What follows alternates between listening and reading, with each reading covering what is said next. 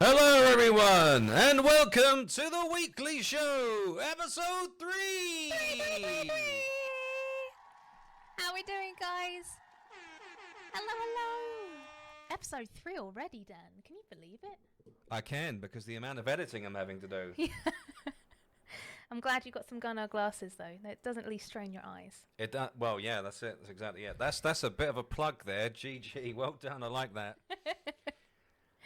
Guys, we've got demo loud. Well, we like to make sure you're all awake, guys. We make, if you weren't awake, you're awake burst now. in your eardrums. If you wasn't awake, you definitely are now. So, yeah, we got a lot to talk about again this week. There's been so much happening in the news, back and forth, forwards and backwards, up and down, left and right. And we're going to talk about a lot of it. We're going to talk about it in depth. So strap in! Yeah. I thought there was going to be less this week, but it seems like there's even more again. So I'm not complaining, but we've got a lot to cover today. We've got a lot to cover. We do. Okay, so we'll kick off the show with one of our favourite shows of all time. Oh. Bit of Ted Lasso. He's here. He's there. He's everywhere. Roy can. I know it's not everybody's cup of tea. It's an excellent show, though, if you're not going to see it or seen it anywhere or even attempted to watch it. We highly recommend you go and check it out. It's been confirmed that they are starting on season 4. Filming is going to start in January next year, which is only a few months away, just FYI. Ooh.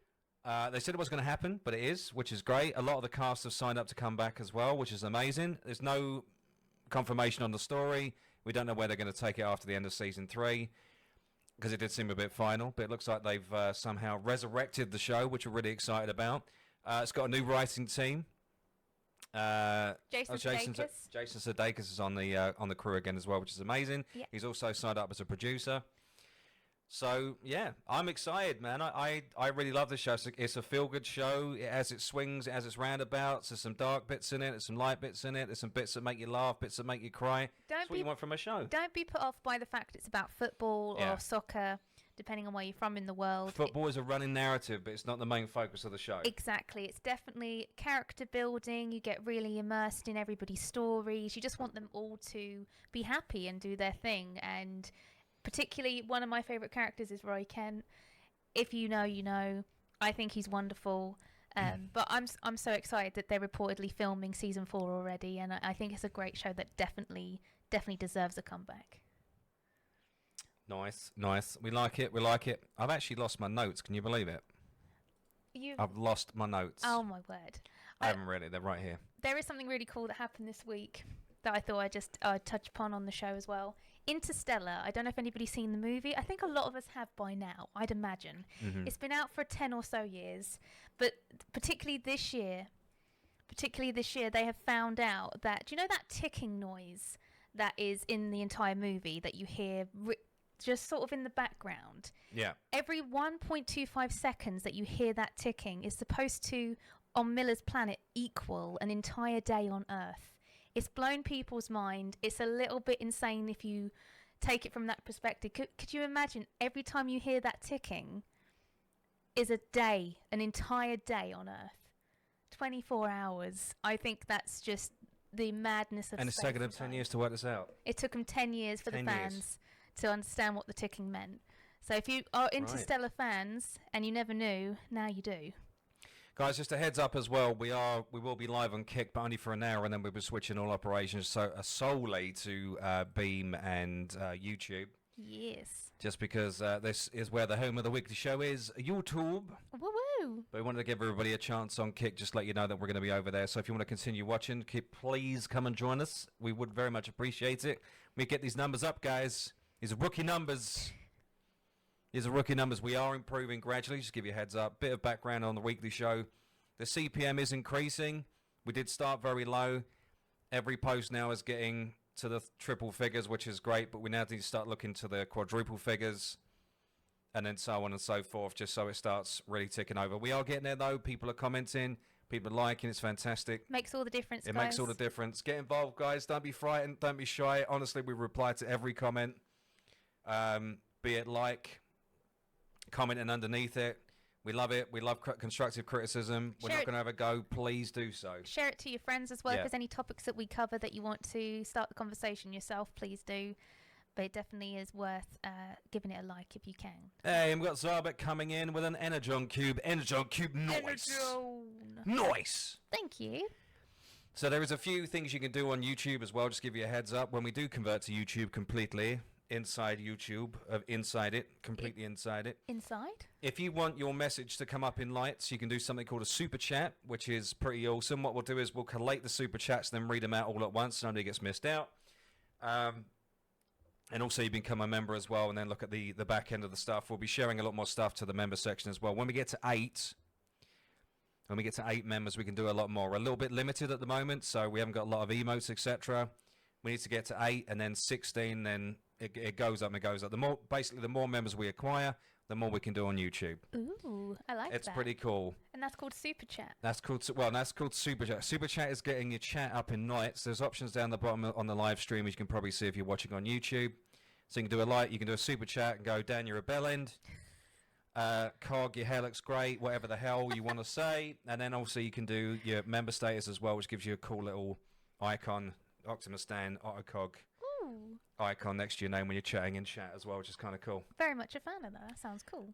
Hello, everyone. Welcome in. Hello, hello, hello. We see you all. We see you. Thank you so much for joining us today. Episode 3 of the weekly show. I can't believe we're already here. I feel like it's just going by so quickly, but it's a lot of fun. Welcome in, Anami, on YouTube. Ooh, Anami. So, got a bit of cool news as well. We like good news, man. We like the do. good news. Don't like talking about bad news. Unfortunately, there is a lot of bad news, but we try to take the piss out of it to make it a little bit more lighthearted because... Life's too short, and we and need if a you bit of can't laugh at yourself, what's the fucking point? Am I right? Am I right? I agree with you there. So, there was this dude, supposedly, a fisherman, that had been sleeping on top of a pearl, right? A pearl. A pearl. Well, A pearl. he wasn't sure quite what it was because it looks like just a big mount of white A dinosaur crystal. tooth. It honestly just looks like a rock of white. And he went and had it looked at, and it's being investigated. And it was 34 kilograms in size. Supposedly, it is officially a pearl, and he didn't realise that it was worth over $100 million. So he was sitting That's quite insane. literally. They've polished it up now. It looks very, very polished. It might be in a museum. There's been loads of what Supposedly might that's happen. where it's ended up. Yeah, it's under glass now. So it's definitely going to be exciting to see that in real life. I mean, 34 kilograms. 34, yeah, 75 big old pounds. chunk. 75 pounds. It's insane for those still on Imperial. It was originally found inside a giant clam in the Puerto Princesa City Tourism Officer Eileen Cynthia Amuro. Amuro? You absolutely nailed that. Thanks. She said her relatives discovered it up until now and just been using it as a good luck charm. Well, I mean, it has ended up being pretty good luck. 'Cause it's worth $100 million. Dun, dun, dun. That's a lot of money. Who would have thought that big hunker chunk of pearl would be worth that much? That is some crazy Uniforce Norse shit, man. Yeah, I agree. That is insane. Just imagine sitting on $100 million for 10 years. And you just never knew. But LFG, this fam, I hope they enjoy their newfound wealth. I hope they Good luck invest to 'em. it in some good things for the planet as well. Yeah, that'd be cool. That'd Give be cool. back. All right, so I'm just going to expand Another this. thing. Okay, last thing to round up all the good Can you news. see everything? Just I can. Cool. Yeah, I can. Something that I particularly, you guys know I'm a big SpongeBob SquarePants fan. And I'm particularly jealous of you guys that live in the States because this week Wendy's is releasing, well, on the 8th of October, Wendy's is releasing the official Krabby Patty meal for you to purchase and to eat and try out. It comes with a Krabby Patty, fries, I believe a You got the pineapple. box. It's like that's what it looks like. So you get a box. You get a box and everything. My inner child is screaming. I wish I lived in the States now, Dan. Can we just get like a trip somehow so I can try out the official Krabby Patty? Or, poop. People order our patties. If they have that as advertisement, Wendy's, I love you even more. We'll just jump Wendy's- up. We'll show you a big picture. Like there we go. Oh my gosh, just look at how cute this is. But it's official. It's going to have the lettuce, tomato, pickles, exactly how it's described in the show. For their anniversary, it's 25 years. they're going to be celebrating with the first official Krabby Patty in a fast food chain, and I absolutely am living for this. I would try this in a heartbeat if it was nearer. I'd love to. Yeah, we don't have Wendy's. They will happen. They will happen. It will happen. They will happen, but not yet. If you guys God, do I miss try, Wendy's breakfast. if you do try this, please could you let us know in our Discord or anywhere on socials. I'd like to know if it's worth the hype and if it tastes as good as it looks. How are they going to stop Plankton from stealing the recipe? I think can Plankton breathe on land? He's plankton. I would believe he wouldn't. That's it then, mate. They oxygen. Oxygen would be his failure. But he's at the chum bucket, so he makes chum burgers. Maybe he'll rival Wendy's. Maybe McDonald's will be the new chum bucket. Can you imagine an evil Plankton with a giant chum bucket on land trying to take over the planet, but he can't walk outside? It would be dry out. It's kind of cruel, really. Yeah. So we might have like a chum bucket, Krabby Patty, real life scenario. Like the show's going to come to life. Wendy's is making this happen. That's kind of cool. I love that. So good news, Wendy's. We like it. All right, so we got to talk about it. We're not going to talk about it for long because, like yourselves, you're probably sick of it. But we have to bring it up just because the YouTube algorithm demands that we bring it up. So we must give sacrifice. Are you going to bring out to what the YouTube algorithm? Oh no. Does it? So we're jumping onto TV news now, guys. TV news.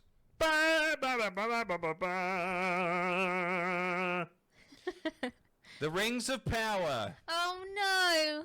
Not Season this 2 is finally over. And so all of Middle Earth rejoiced. Okay, I don't know. All right, we're gonna brief. This is brief take, guys, because I know how we all feel about it in the community. I know everybody feels about it. The watchers, we're not fans. We don't like this. It's an abomination. Tolkien to be rolling over in his grave. All that stuff. We know this. Yeah, we totally agree with it. We've cleared this in previous episodes. Yeah. You know our own thoughts and feelings on this. I mean, there's literally a scene of Sauron crying. Can we talk about that for Sauron crying. Sauron. I don't. Can I do Sauron? You can say either if I don't know how they say it in this, but yeah, he was crying like actual tears running down his face. I don't think Tolkien would have depicted Sauron too. The other thing is as well, every single death in the episode, right, was very comedic. I don't know if it's because they told them to overact, but you know, like the props look very crap. Again, this is $1.5 billion, right? 1.5. $1.5 billion has been spent on the show already, and the everything about, like, everything's just low quality. It all looks shit. CG, costumes, makeup, all looks crap. Okay. And there's a bit where the king finally dies. Again, this like you're not going to watch it anyway. The expression on his face. I wish I had a screenshot of it. It's horrendous. It looks like he's kind of gasped in shock, like, "Oh no, I've been stabbed." It's a bit like that. It was very camp, crap. Didn't like it. I'm glad it's over. We never have to watch it again. Until today, we just found out. I thought this was going to be a no. I thought Amazon was going to go, no, we're cancelling this. We're going to pay the Tolkien estate whatever money we promised them for the 5 seasons. They can't cancel this show. They're locked in a ironclad contract with the Tolkien estate. They have to make another 3 seasons of this shit. What? Another 3 not just a 3rd season, another 3 seasons. Another 3 seasons of it, unless they've got like some get out clause. But as far as sources say, they are locked in with 5 seasons of this. I don't think we can get. So even the show is costing Amazon literal billions. But if they do make another season, it will be near the $3 billion mark. Remember, not all the revenue and facts about monies, etc., that have been spent in the past year and a half has come out yet. That comes out in a couple of weeks, so the middle of October. And then we find out how much money they've actually spent, because it all becomes public record. And then we can do a weekly show about how much money Hollywood has spent on stupid shit. And the gaming industry. What fun! So, yeah. I'm speechless. Another 3 seasons of Rings of Power. Let's go. I mean, if they keep making it, we'll just keep taking the piss out of it. I guess that's the plus side to this. We get more things to talk about on the weekly show. Well, a Tolkien professor this week has come out and said Tolkien doesn't really have canon. Well, Tolkien, the original books, Hobbit, Lord of the Rings, Silmarillion. letters he sent to Christopher, his son, etc. None of that's canon anymore because Tolkien doesn't have canon. It doesn't exist. It doesn't even matter. From a Tolkien professor, out of his actual mouth. You know, his actual mouth. He said these words. This is a professor of Tolkien, right? What? How? And this stupid prick is attached to this. Oh, because we're kind of there, right? I can't see it because I've got the notes up. But yeah. It's here. Yeah. You've volunteered at the Rex. Nice one, mate. Yeah, we're going to need it. We're going to need it because this is an abomination. I don't even think Peter Jackson could save it by now. No, and they can't get Peter Jackson because they told Peter Jackson to go fuck himself. And there's no way. I don't think any amount of money will make him come and rescue this. I honestly believe he's made his millions, and I think he'll just tell them to go piss up a rope. I would. To be fair, that would be most people's just so we can watch Bezos writhe, and so he loses 5% of his fortune on this stupid shit. How on earth has this got another 3 seasons to come? I don't know what they're even going to have for content. It's going to be like the Vampire Diaries, but Lord of the Rings style. I think it's going to become like a tween. But it already has. Series. It already has. They've shipped every character in Lord of the Rings. They've made up characters that don't exist. They've put characters that shouldn't be there in different and made Sauron cry. I can't get over the Sauron crying. Actual tears. Please don't talk to me. Like a bitch. Don't talk to me. We're both big Lord of the Rings fans. Like one of the greatest villains of all time, crying like a bitch.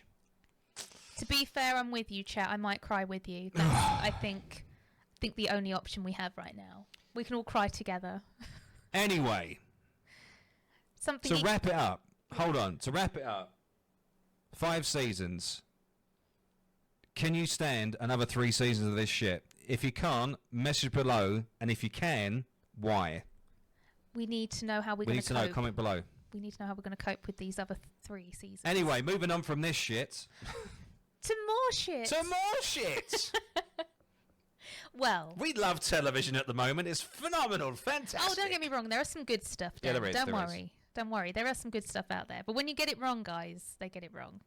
Yeah, horribly wrong. I gather you're going to be talking... talking... wrong. I gather you're going to be talking about some witches. We are. It's spooky season.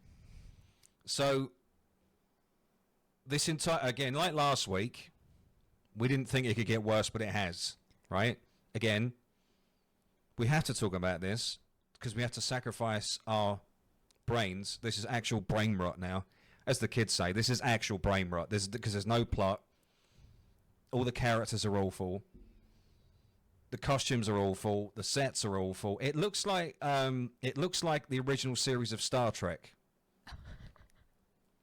That kind of low budget set, and they've spent millions on this. Just put it out there, millions and millions. You know, like Star Trek.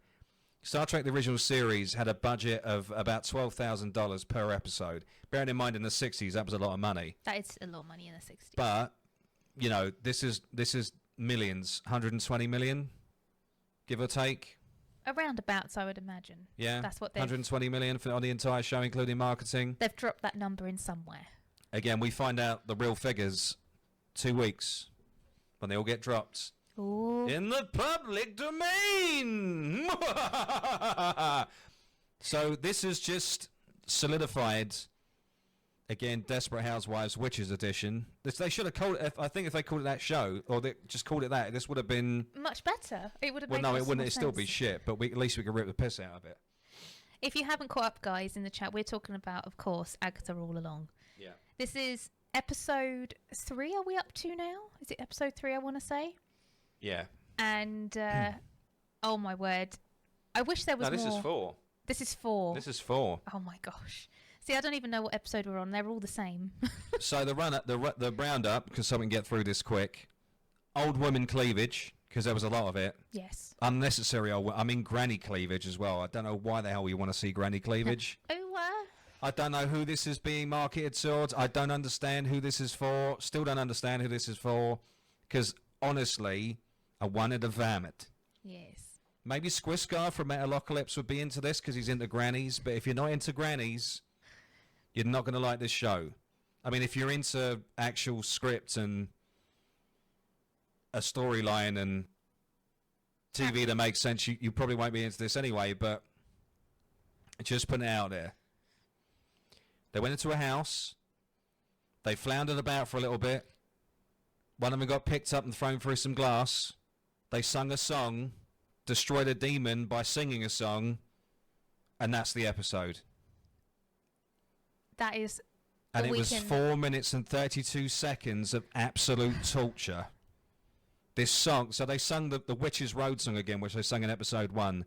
They sung it again in episode 4. And it's torturous. See, my thoughts on this is that they've tried very hard to have some little nods there to things like Hocus Pocus, perhaps, and other witchy shows that we have grown up with. Yeah. But the only trouble is, Hocus Pocus, it's its own thing, and they've tried to make it musical like that was, but they just, the songs are terrible, for one. They're not catchy. And it just misses the mark every time they put a song in. The songs just seem so disjointed from the story they're trying to do. It just doesn't make any sense. Or it makes sense to what they think makes sense. So, somebody potentially died but didn't die. Yeah. The teen that's been confirmed as Wiccan, which is... I don't know where to start with it. I don't know where to start. Wiccan's actually quite cool in the comics. I don't like this version of Wiccan. Isn't Wiccan to me? Again, but this is the tail end of the MCU. This is the last remnants of it. What I'd class as terrible TV and terrible movies. We've got another 2 projects after this, and then we get the Master Reset with Robert Downey Jr. as Doom. Kevin Feige's Hail Mary, I guess, because I don't know how at this point you're going to be able to rescue the universe because it's in absolute shambles at the moment. Just to also quickly talk about the next part of this, which is Vision. The directors come out and said, as well as the producers, they're not going to be relying heavily on CG or special effects. Oh. So they do understand this is a show about Vision, right? So is it just going to be Vision sitting down and having a chat with a shrink, maybe? That'll be... He must find his humanity by going into therapy. I mean, it's a Vision show. You're going to need special effects. No? Yes? I'd have thought so. No? Yes? Maybe. But they've come out and said this. This is legitimate. Okay, so we're really looking forward to that. As in, I'd rather gouge my eyes out by the sounds of it. Also, with the whole Agatha all along, because there hasn't been much popularity, shocker, I know, the Funko Pop has already released their official pops for the show. Yeah. And in doing so, it has confirmed that Teen is definitely Wiccan, because they have made the typo on the box and people are now putting one and one together before the season's even finished. So Funko may have just dropped a major spoiler unintentionally. How many more episodes we got of this shit? It's got to be done soon, right? We're on 4, right? Yeah. So was it 6, Are 8? we halfway through, guys? Or is it 6 episodes, 8 episodes? We should really look into that. I don't know if I can take any more. I don't think I can take any more of like... Most outlets, except for the ones that are getting paid for it, have said they're done after this episode. And I have to agree that I was done by episode 2. So... But again, we watched this shit, so you don't have to. You're welcome. You're definitely welcome. Because I felt my IQ drop every second, well, more so than usual. I was drooling by the end of this, and not because of the granny tits. Just putting it out there. No. No more granny tits. I'm really Nobody sorry. wants to fucking see this shit. I'm really sorry. The chat has informed us. We have 9 episodes in Oh, total. fuck off! Come on! Why did you do it, chat? Why did you tell him? I was trying to keep it under wraps. That's ruined his day. I think I might have ruined his day. It's okay, Dan. We can do this. No. We can get through No. this. I need alcohol to watch it. Agatha all along. Again, we don't give this any kind of approval. If we were to give it a rating of anything, it would be a very solid 2 out of 10. That's being generous. And that's being generous. We started off as a 4, and now it's a 2. So it's not getting any better. This is getting worse. Awful. Moving on to something else completely shit and Disney related. I know it's movie news, but it's Disney, so we kind of clumped it all together. There is some good stuff, guys. Don't worry. Rachel Zegler. Oh, no, not this girl again. What's she done now? This chick, right? She's like a mastermind of not being able to shut the fuck up. Like, ever. When you get to a point, especially when you're in the limelight, you get to a point where you're just like, well, you know, I kind of fucked up last time. I won't continue the rhetoric I was saying before. I'll stop because it's ruining my career. No. Rachel has decided to double down. Not once, not twice, but 3 times double down. Triple down? Quadruple down? Hashtag triple down. Triple down. You'd think she'd learn the first couple of times, but third times is just... She's purposefully making these statements now.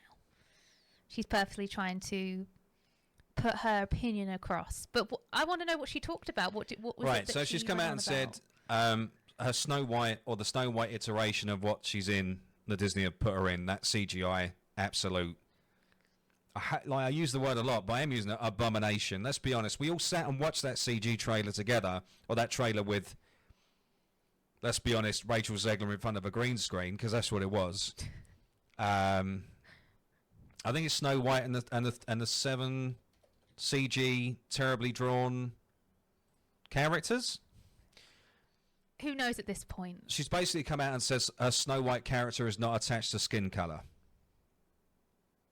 Right. Right. With skin as white as snow in every depiction. Every depiction of Snow White. Okay. Every single depiction, no matter what book you read, no matter what version you watch, every single depiction of Snow White, skin as white as snow. And her name is Snow White. Snow White. Okay. That's very logical. I can see what perspective she might have on that.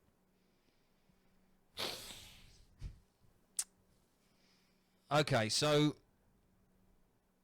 she's basically saying, in a nutshell, this movie is made for a modern audience, which we know is code for, not for us, en masse. Nobody's going to want to watch this. This has been made for the blue-head weirdo gang. Which They probably won't watch it anyway, because it's, I think, even below par for them. can I just say, as a Disney fan, and I think I can speak for the chat as well, we've grown up with so many classic Disney movies, and I think Snow White is one of the penultimate Disney princesses. To get it so wrong and to not play homage to one of the first ever Disney princesses, not only is that disrespectful to Disney's work, it's also just a massive letdown of just bringing back that nostalgia that they're trying so hard to achieve in movies now. Yeah. It really makes me sad. It does, yeah. I love Snow White. I same. think we all enjoyed that growing up. It's one of my favorite. It's one of my favorite Disney animated films. It's up there with Jungle Book for me. I love Snow White and the Seven Dwarfs, and I think it's a travesty what Disney. I know why they've done it. Yes. Because it's cheaper for them to make a movie than to renew the copyright. Which I'm all for renewing an old property and making it something new so that Welcome the younger in, Prep. generation can find a love to it that we had. And they've got to change it up. And I understand that. But this is going to such an extreme that it's a completely unrecognisable story. If they were going to do something like this, call it something different. Just don't call it Snow White. Is my opinion. But let me know if you agree, guys. Well, chat, to throw Cog in the deep end. Cog has actually been various Disney princesses over the years, so... I have. I've dressed up as them. I love to cosplay as them. They always just bring just the best out of you. I didn't know she was a Disney fag until she got here. I know. Should I just walk out now? Should I just take... I didn't know she was Disney fag. I'm sorry. I didn't know. I can leave the show now if you want. I'm sorry, Abomination, guys. travesty, farce, mockery. Yeah, 100%, man. It isn't snow. Yeah, again, snow is not until you pee on it. So does this count? She's yellow snow, but she's kind of brown. So she's like off-coloured snow. It's Wait. poop snow. Not poop snow. It's brown snow. So when a deer has the runs, brown snow. Taco snow. Taco snow? I don't know. Hashtag taco snow. Hashtag taco snow. And the 7 badly CGI dwarfs. Well, all I can say, I don't think anything can save this movie other than the lovely, that's going to be the Wicked Witch. How they can put her as the evil witch, I don't know. Gal Gadot. Lovely, beautiful. We discussed this before. Gal Gadot versus Rachel Zegler. I mean, Gal Gadot's not going to be jealous of Rachel Zegler, is she? That's not going to happen on any universe, is it? Let's be honest. I mean, like that, just by hotness is that's not going to happen. Just a reminder as well. This is the Brothers Grimm tale that was written in Germany. So, if you want to go on an historic back, she didn't. Well, when she was questioned about this, she didn't know it was a Brothers Grimm tale. She didn't know about the background. She didn't know where it came from. She didn't know when it was written. All she knew about was the 1930s animated movie. Now, if you're going to have an interview, again, just putting it out there, just do a bit of background love. Just so you don't look like a complete knob. But this is 3 times, I think it's more than that now, where you've gone on national television or you've gone on a national platform or a worldwide platform and you've made yourself look like a complete prat. Because you've not done the research, you've tried to be woke, failed miserably, people have fact-checked you within seconds, because we live in an age where you can just Google everything you're saying, and congratulations, you look like a massive prat once again.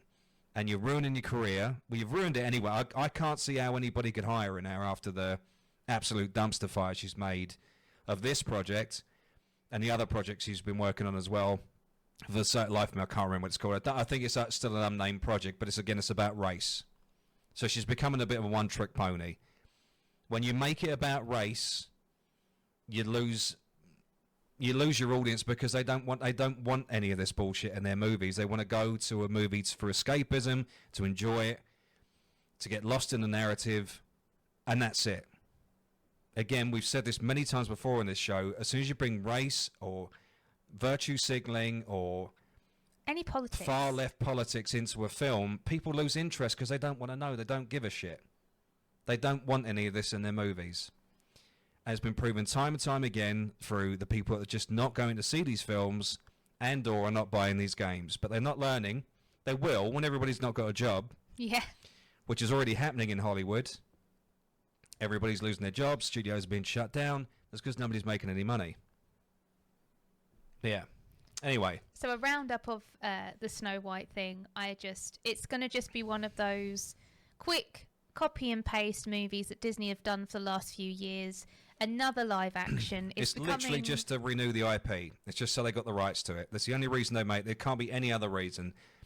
To pay for the copyright would cost millions and millions and millions of dollars. This is cheaper, supposedly. Which is what they did with The Lion King, which is what they did with Mickey Mouse, Minnie. So they can just say they got the rights to it. So they make another film just to renew it to say they got the copyright, etc., etc. Intellectual property rights. So Disney. But stop. Yeah. Stop. Stop it. Stop it. We don't want it. Just stop. So moving on from that, because again, it's very close to home what we're talking about right now. We're classed, because we have an opinion and a brain, as en masse. Again, I'm not talking for everybody in chat. You might have a different point of view. We're classed as toxic fans. Because we're not getting on board with what Hollywood is trying to sell us, or what they're trying to make, or what they're trying to put on TV, or what they're putting on streaming services. Because we're not interested, so we're not watching it. But because we're not watching it, because we're bad-mouthing it, I wouldn't say we're bad mouthing it. I'd just say we're calling out bullshit. We're seen as toxic fans. So Hollywood's hot take is to hire people in the fandom to help write the shows. Oh my God. What the fuck? How is that? Have these guys never been on Reddit? Have these guys never been on, what's the other one? Where they write all the fan fiction. Where they write all the fan fiction? Yeah, chat. Where they write all the fan fiction. You know, the weird Harry Potter stuff. Oh. Wattpad? Yeah, all right, cool, we'll go with that. But yeah, they're just... Have they honestly, just go on Reddit for 20 minutes and just type in anything and you'll realise why this is a bad idea. Getting fans to write scripts is a massive no-no. What we've been trying to say since the start, or for the past 10 so years, we don't want to write it. We just want to enjoy good quality content. Just getting decent writers that love the IP that they're writing for and that know something about it. Don't get a fan room, and don't stick a load of fans in a writing room and then expect them to write a good show or movie. Oh my gosh, it's going to be a train wreck. No. That's going to be a train wreck. No. No, we're not saying that, but this is their answer. So super fan focus groups is Hollywood's answer to toxic fans. So they're saying stick us toxic fans in a room together and we can write the scripts and we can make the movies instead.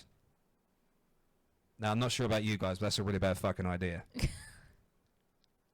Because the only people that would turn up to these writing rooms are the creepy neckbeards that live in their mother's basements. That will gatekeep the IPs and make it even worse than it is now. We're not... So you kind of gone from one extreme to another. Just find a middle ground, man. But they're not. They're just going to keep doing this. Why are they so great at choosing very... 4chan, AO3, yeah. All of those. Why are they so great at choosing groups that are such a minority in the majority of fans? Like, they've just have a knack of pulling out these really different groups that are not the fan bases and or the people viewing the content or watching anything. So why are they so adamant to choose these groups? Exactly that. So they've gone from one fan base minority to another fan base minority, and now they want this other fan base minority to write the scripts. They just can't get it right. Yeah, they're not going to do much better than the blue-haired nutjobs guys, because they're weirdo fans that... Yeah. No. There are plenty of talented, skillful, thoughtful, educated writers out there that would really appreciate and love to be part of their fandoms or these stories that they've grown up with or they have got to know so well. Why don't they hire these people? Why are they hiring just people off the street, it feels like, at this point? Oh, you look like someone who could write a story. We'll have you. It just makes no sense to me. It doesn't make any sense. So, yeah, Hollywood, no. You completely missed the fucking point once again. Well done. And instead of listening to people or the fans or your investors, I'm sure, who are also saying the same thing, just to be spiteful, you've decided to do this instead. If you do this, this will be the end of Hollywood, because people are already sick of your shit as it is. This will make it worse. I don't know who is telling people to write this stuff or put it out, but this is nothing. We got more coming. This is just the tip of the iceberg. Tip of the iceberg, man. These Access Media journalists, they are thick as dog shit, man. They either just want clicks, or they actually believe what they're writing. I don't know which one it is anymore, because I feel the way that they write and the way their articles are constructed, I honestly believe they believe what they're writing about. They actually believe their own, like, they're sniffing and eating their own shit. Yeah. I honestly believe this. Because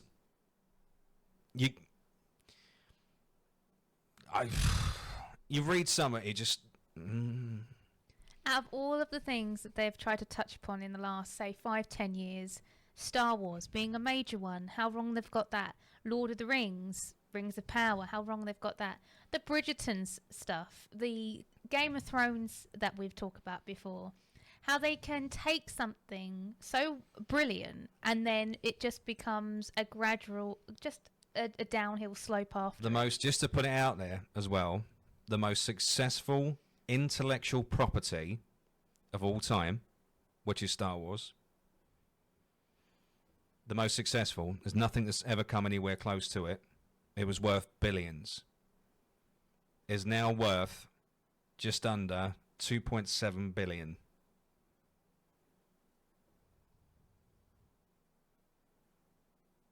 Bearing in mind that the Phantom Menace was worth nearly 9 billion just from merchandise when it was released.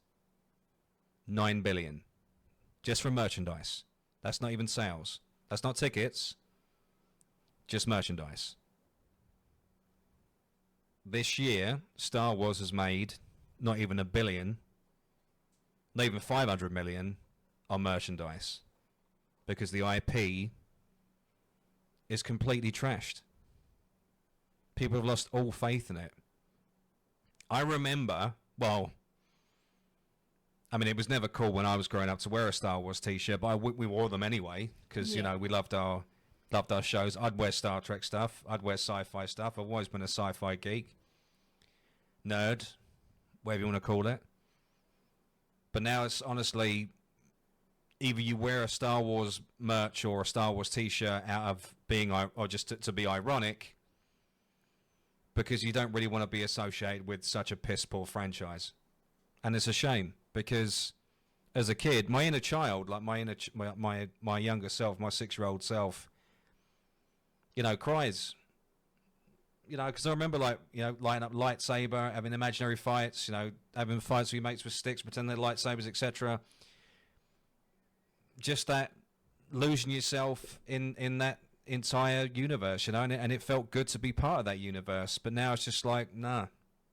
I don't want to be associated. I don't want to be associated with it because it's such a fucking dumpster fire. This, if we take out, unfortunately, it's the people that they've brought onto the project that have tarnished it and made it something it's completely not been representing since it first began.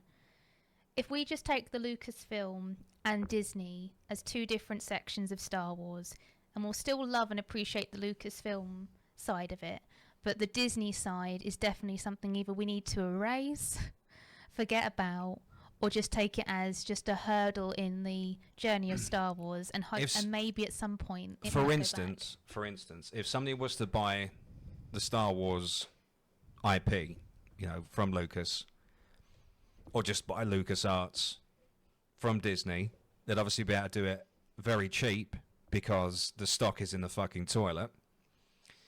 Like most Disney properties at the moment, the stock is in the toilet. Yeah. Somebody could swoop in and buy it and completely decanonize the Disney stuff, and then they start again from Return of the Jedi, which I don't think anybody would mind, if you're really being honest. Maybe take the good parts from it. Din Djarin, Ahsoka. Yep. Obi-Wan, take a few good, you know, take the strongest parts from it. Just ditch the rest. I don't think anybody would really give a shit. I mean, if you're really, really honest with yourselves, even fans of the sequels, if you're really, truly honest with yourself, would you really give a shit if it all disappeared? I don't think anybody would really care. I don't think people would remember. They're so unforgettable. Yeah, I honestly believe they defend it so much because it's the only Star Wars to defend, because there is nothing else coming out. I think if it all disappeared tomorrow, I don't think anybody would truly give a shit. If somebody swooped in and bought it, which I think is going to happen if the Mando Grogu film fails, because they're putting a lot of emphasis on this movie, bearing in mind the Rey trilogy is also gone as well. That was addressed in the last episode. In the last episode, make sure you catch up with that. There's nothing else for them to save. So, restart. Get rid of it. Start again. They can do that. The They can do that. fandom are so loyal, and we all love this franchise, and we want to see it thrive and be what it once was again. We are so determined for it to go back to, or not go back, but move forward in a way that we want it to see thrive. Yeah, rewind it right back to Return of the Jedi. Yeah. And start again. Say and it was take all some, a dream. as somebody just said in chat, some of the legends, yeah. Some of the legend novels are 1,000 times better than the shit we've seen in the past decade. 1,000 times better. Because it's been bloody awful. There's so many stories within Star Wars. They could rejigger something. I could imagine there's great minds. Comics, games, animated shows, so much stuff they could draw from that's pre-Disney Yes. that I didn't even look at. That Kathleen Kennedy, nobody else, decanonized. She decanonized all of the expanded universe so that it didn't matter. Which she did on purpose so she could do her whole Forces female bullshit. And look where that's got Lucas now. Dead in the water. Anyway, moving on. Something a bit more jolly. Something a bit more jolly. We're going to give this show a stamp of approval. So if you haven't seen this, like Penguin, it's a very, very good show. Slow Horses. Stamp of approval. If you like Gary Oldman, you're going to love this show. Oh, my word. He plays the most lovable bastard on TV. And Wait. he is a bastard. Wait, who are you talking about? Gary Oldman or... Or me? Wait, It's yeah. about me. Yeah. I'm a lovable bellend. There you go. This show is very, very high quality. Edge of your sheet stuff, all about the spy game. Ranges from the fall of the Berlin Wall up to modern day. You really fall in love with all the characters in it. They're very, very good. All very well written. Acting is top notch. Gary Oldman is fucking phenomenal in this. I love him in this show. He Absolutely makes love him in this show. everything incredible. As soon as you know Gary Oldman's part of something, it's going to be great. It's definitely going to be great. We've just finished season 2, so we are a little bit behind the trend. We are trying to catch up so we can start doing a review of this a week. But yeah, I would 100% recommend you guys watch this. Season 1, Season 2 so far. Very, very good. They're getting better each time. Very, very good. There's always a very good twist. You don't see it coming. You think you've worked it out, because I like doing this with shows. I like going, yeah, I think it's going to end like this. I'm wrong every time. And that's rare. I like writing that keeps you guessing. I like writing that kind of flips everything on its ass. You've worked out by, again, no spoilers, you worked out by season 2 that Gary Oldman's character is not what it seems. He's got a lot of past, he's got a lot of baggage. But at his core, he's a good person. Even though he's a mess, he's the biggest fucking arsehole, but he's a lovable arsehole, which makes his character, again, endearing.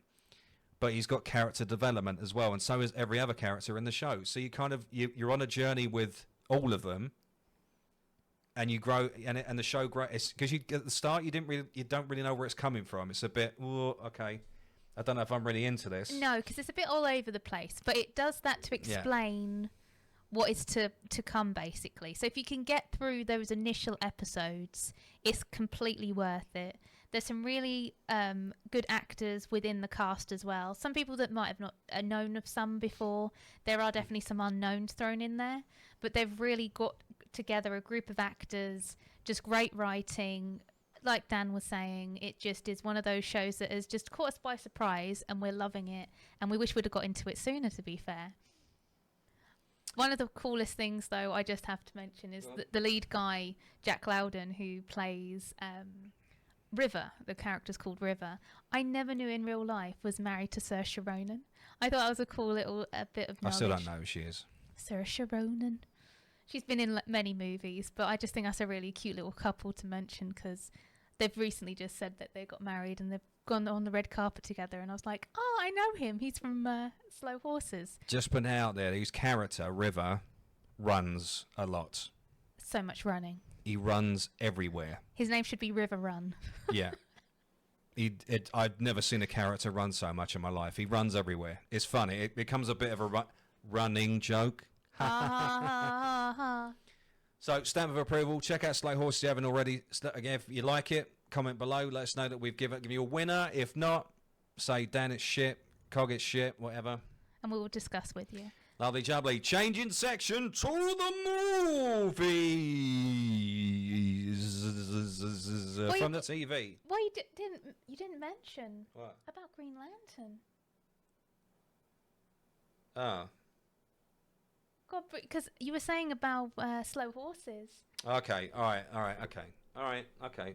Scrap the movie section for a second. Just for a second, because this was what I was excited for. One of the new James Gunn properties, The Lanterns, is also being directed by the guy that does Slow Horses. James So, Horse. exactly. So that's kind of exciting. He's done a great job on Slow Horses. I don't know what he'd be like directing superhero IP. But if it's going to be like I don't know, maybe he could do like an agent thing for the Green Lanterns, because they do... Agents of S.H.I.E.L.D.? No, it's not like Agents of S.H.I.E.L.D., but Green they Lantern? do go undercover. So maybe it could be like an undercover show, which would be quite cool. The Lanterns Undercover. Oh, you might have just So sussed maybe that they'll out. do the Guy Gardner story where he goes undercover in the Red Lanterns. That'd be kind of cool. That would actually be really cool. I think they should do that. They won't, but we can hope. We can hope. But if anything is to go by, Very funny, Master. Ha ha ha.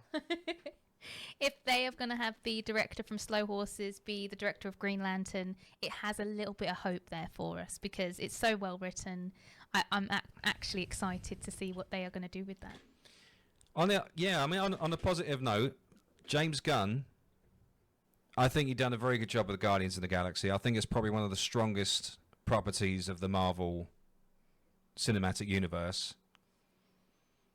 So I think he was probably a good choice to head up the DC. So I'm not saying it's going to be a success. I'm not going to throw my eggs in one basket and say, yeah, I think it's going to win or it's going to work. But he is putting together a very solid group of directors and producers. They're really thinking about it. So they're really putting a lot of thought process into that. And James Gunn is a massive comic book fan, so maybe this will work. Maybe this will finally be the DCU's ascension, because the Marvel properties are floundering around so much. Maybe this will be the time where they finally get back on top, where they were before the MCU came out. I kind of hope. I've always loved DC properties. I've always been a big fan of the comics. So I'm hoping. I'm hoping we get a proper Superman. I'm hoping we get a decent Lantern show. I'm hoping we get a really good Lobo movie, because Lobo is one of my all-time favorite. Well, you can't really call him a hero, but one of my all-time favorite comic book characters. And I'm hoping. Fingers crossed. I'm not putting all my eggs in one basket. I'm just saying I'm hoping. It shows promise. It shows promise. So no doubt we will be discussing that as things unravel or we find out more information. Lanterns don't want to go fucking hard. I'm just saying, yeah. I think that kind of thing would be quite cool. I think if it's just like maybe not universe-ending stakes and maybe a little bit more grassroots Lanterns, I think would also work, because there was a comic book series that did do that at one point, which then was a follow-on to Guy Gardner joining the Red Lanterns undercover, which I thought was a really good series, to be fair. Never really a big fan of Guy Gardner, but I really liked him as a Red Lantern. But yeah, this is going to be a show, not a film. So this is going to be a 10-part series. Which I think is going to be even more. They've not said how many seasons, but I guess if it's a success, it'll be multiple seasons. But it's going to be a very high-budget Lantern show, which I think is better, because if it's going to be like a cop drama, because the Lanterns are cops, I think this could work. I think this could be quite cool, but they need to fine-tune it. The cast needs to be right, and they need to get Kyle and Hal right. They need to get the right cast for him, because Ryan Reynolds was terrible as Hal Jordan. And Kyle and Hal, they're very different Lanterns, and in the comics books, they're very polar opposites of each other. They do things different ways. So if they get the casting right on both of them, let's fucking go. All right, so, sorry, back to the movie section. Yay, my favourite part. I love this part. Let's all go to the movies. Let's all go to the movies. All right. I'm a little bit apprehensive about this. Okay, this is your domain. With this one. Because this is an Arnie property. Oh. You know how much I like my Arnie Schwarzenegger. I'll be back. You know, stuff like The Running Man, right? You shouldn't really be touching this shit. This is 80s, 90s movie gold. This is when action movies were peak. This is when you could leave your brain at the door and just watch Arnie brutally murder people. This was great. This is what we want to see. Obviously, the poor guy's too old to do this now. But they're doing a Running Man remake. Why, I ask? I don't know. They're doing a Running Man. I mean, well, you But can I'm see not look at mad. the disgust on Arnie's face. Look, you can see it. He's like, no, well, No, stop it! Stop it! Stop whining!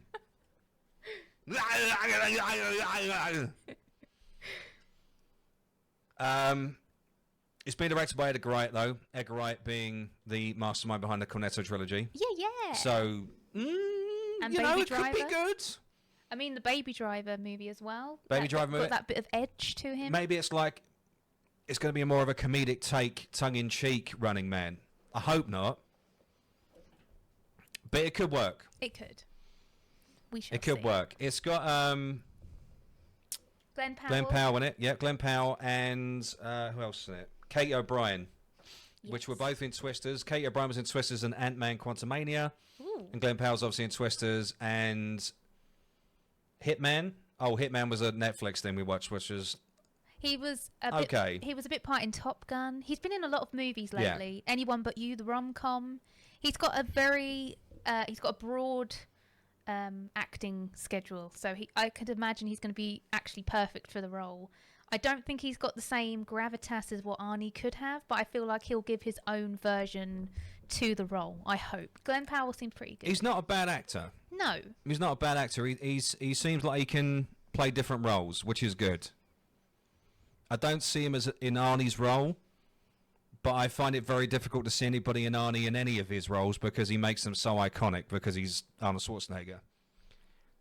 I hope it works. I hope we get a good film out of it, but again, I am getting sequel and reboot fatigue. I don't know about you guys, Yeah. but every single film and game coming out in the next couple of years is a reboot or a sequel. You're very hard strapped to find a original intellectual property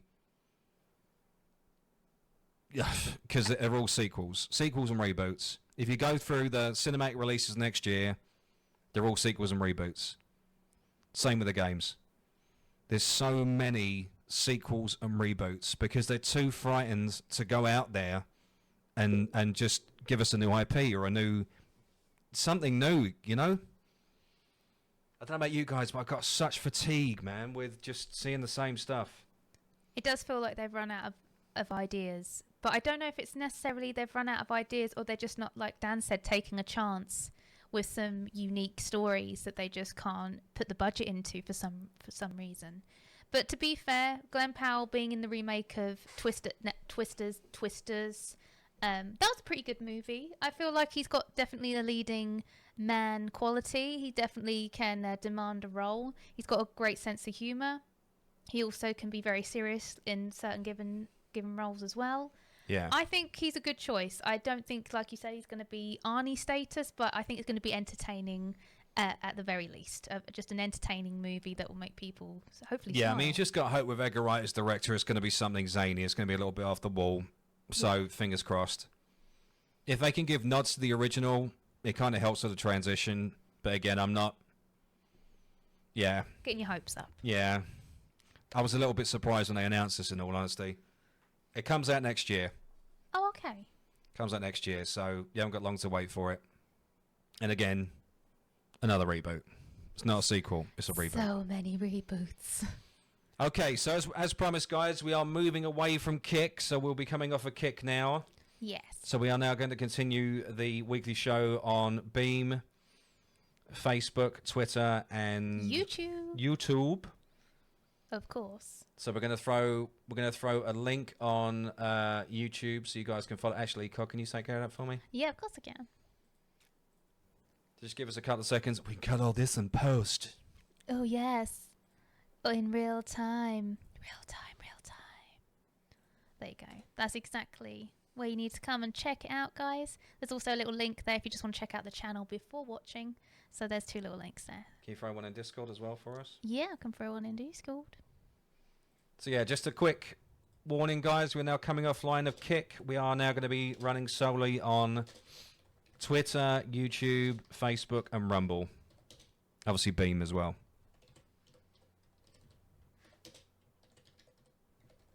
So get your butts over to YouTube. And Rumble. There we go. So everybody in the Discord will be notified. There you go. Perfect. All right, Kick. You've been We awesome. appreciate you. We're leaving the links in the things, so if people watching this back, we are still live everywhere else. We are rumbling, yes, Prep. We're trying to. I don't even know if we're live on Rumble. I don't really understand the going live thing. I think I need to... Look into it more. Exclamation mark. Yeah, because we don't see the chat through Beam, so we're a little bit confused. I think I need to watch a video, but I think we're live. We I think should we're be. live. If not, we'll have to fine-tune it for next week. But join us on YouTube nonetheless, guys, if you can't find us anywhere else. But Kick, you've been awesome, and we will see you next time. Bye, Kick. Laters, potatoes. Laters. Laters, potatoes.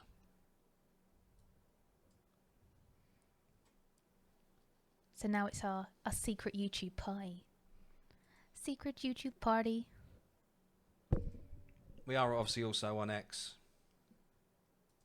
So you can join us on X. X, YouTube, and Rumble. So we'll be on a secret YouTube party. Let's go. We're just testing out all the platforms prep till we can figure out where we're going to have the weekly shows at home, because we're being punished by the algorithm on YouTube because the channel's been dead for 7 years, so we really are getting heavily punished for it. Some Not so much. of the content does okay, but you know, this channel used to get hundreds of thousands / millions of views, and now it gets nothing. So It's just but been we've quiet. been told to bear with it, keep making content, so that's what we're going to do. So YouTube, sort out your fucking algorithm, you piece of shit. Okay, so where were we? We were on movies and what to look forward to. Something that I was particularly excited about. They have officially announced that there's going to be a Princess Diaries 3. They're now talking about who the cast are going to be. Is it going to be the return of Anne Hathaway, Julie Andrews, all the original characters that were in the movies? We're not too sure, but there was a little sneaky TikTok done by Anne Hathaway earlier in the week that sort of confirms that it's definitely going ahead. When it will come out, who knows, but that's been talked about since Princess Diaries 2 was a thing, which was back in the 2000s. There's a lot of fans for the movie. People are very excited. I'd love to see the return of Julie Andrews, but I don't know if she will or not. So that's the only person I'm actually kind of excited for. Chris The Pine. last time I heard Julie Andrews speak about the Princess Diaries, she said, I could probably do it through green screen, but she's worried about her knees. Maybe they could just give her a cameo or something along Yeah, that I mean, they can line. give her a sitting down role. She doesn't have to stand up, does she? No, exactly. But it is kind of cool. Yet another reboot, but at the same time, this won't be a prequel or anything. This is a continuation of the story that's been so far. So, Princess Diaries, welcome to becoming a trilogy. A trilogy! Trilogy. I love it. A trilogy. Trilogy. But the director is confirmed. They did say one thing that's definitely confirmed is Adele Lim, who has directed Crazy Rich Asians, if you've seen the movie. I thought that was pretty good. I think that's perfect. I think that's a perfect director. Think It's it's going to pretty be good. light-hearted Yeah. and fun and That was Disney-esque. pretty good. I quite enjoyed that. I can't believe that either, that Julie Andrews is 89 now. She looks amazing. I love Julie Andrews. I think she is a class act, and it'd be lovely to see her return. If not, it's understandable, but I think she's more than capable. Definitely more than capable. Not live on Rumble, only not coming stream that. Yeah, okay. So there's something that I don't know why it's doing that, because it says end live stream for me. Oh, okay. But That's all right. We're not that bothered about it. We'll just upload it to it later. as long as you It's can all see good. us on YouTube, guys. As long as you see us on YouTube, that's all good. We can sort out Rumble next week. Amazing No worries. stuff. But that seems to be all the up and coming movies. So we've got obviously the Running Man reboot to look forward to, and Princess Diaries 3, which I think is some cool news this week. Should we delve? Is it time to delve into some reviews that we have for movies this week? Do we dare go there? We've got to talk about it, Dan, and I know you don't want to. Do we know? Can we just forget about it? I think a lot of people are trying to. Can we pretend we didn't see it? We'll just pretend we didn't see it. Can we pretend we didn't see it? One of the movies we were able to catch was Joker 2, or Folie à Deux. Folie à Deux. Folie à Deux. Sounds like Florence Pugh if you say it quick enough. So, where do we begin? Where do we begin with this one? Because we've all seen the first movie. I'd imagine a lot of the chat have seen the first movie with Joker. It was brilliant. It blew us away. Wasn't what we expected. Very dark. A different adaptation again of Joker. I don't think any of us can really get sick of the Arkham Batman universe of Joker, but I think this does sort of go against that. I think this is probably the worst Joker movie. I'm trying to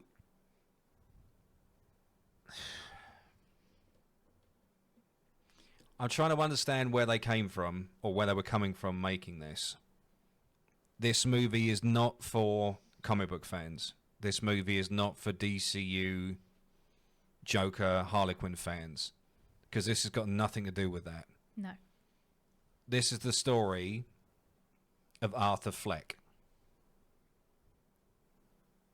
This isn't the story of the Joker. This is the story of Arthur Fleck. Which is this universe's Joker.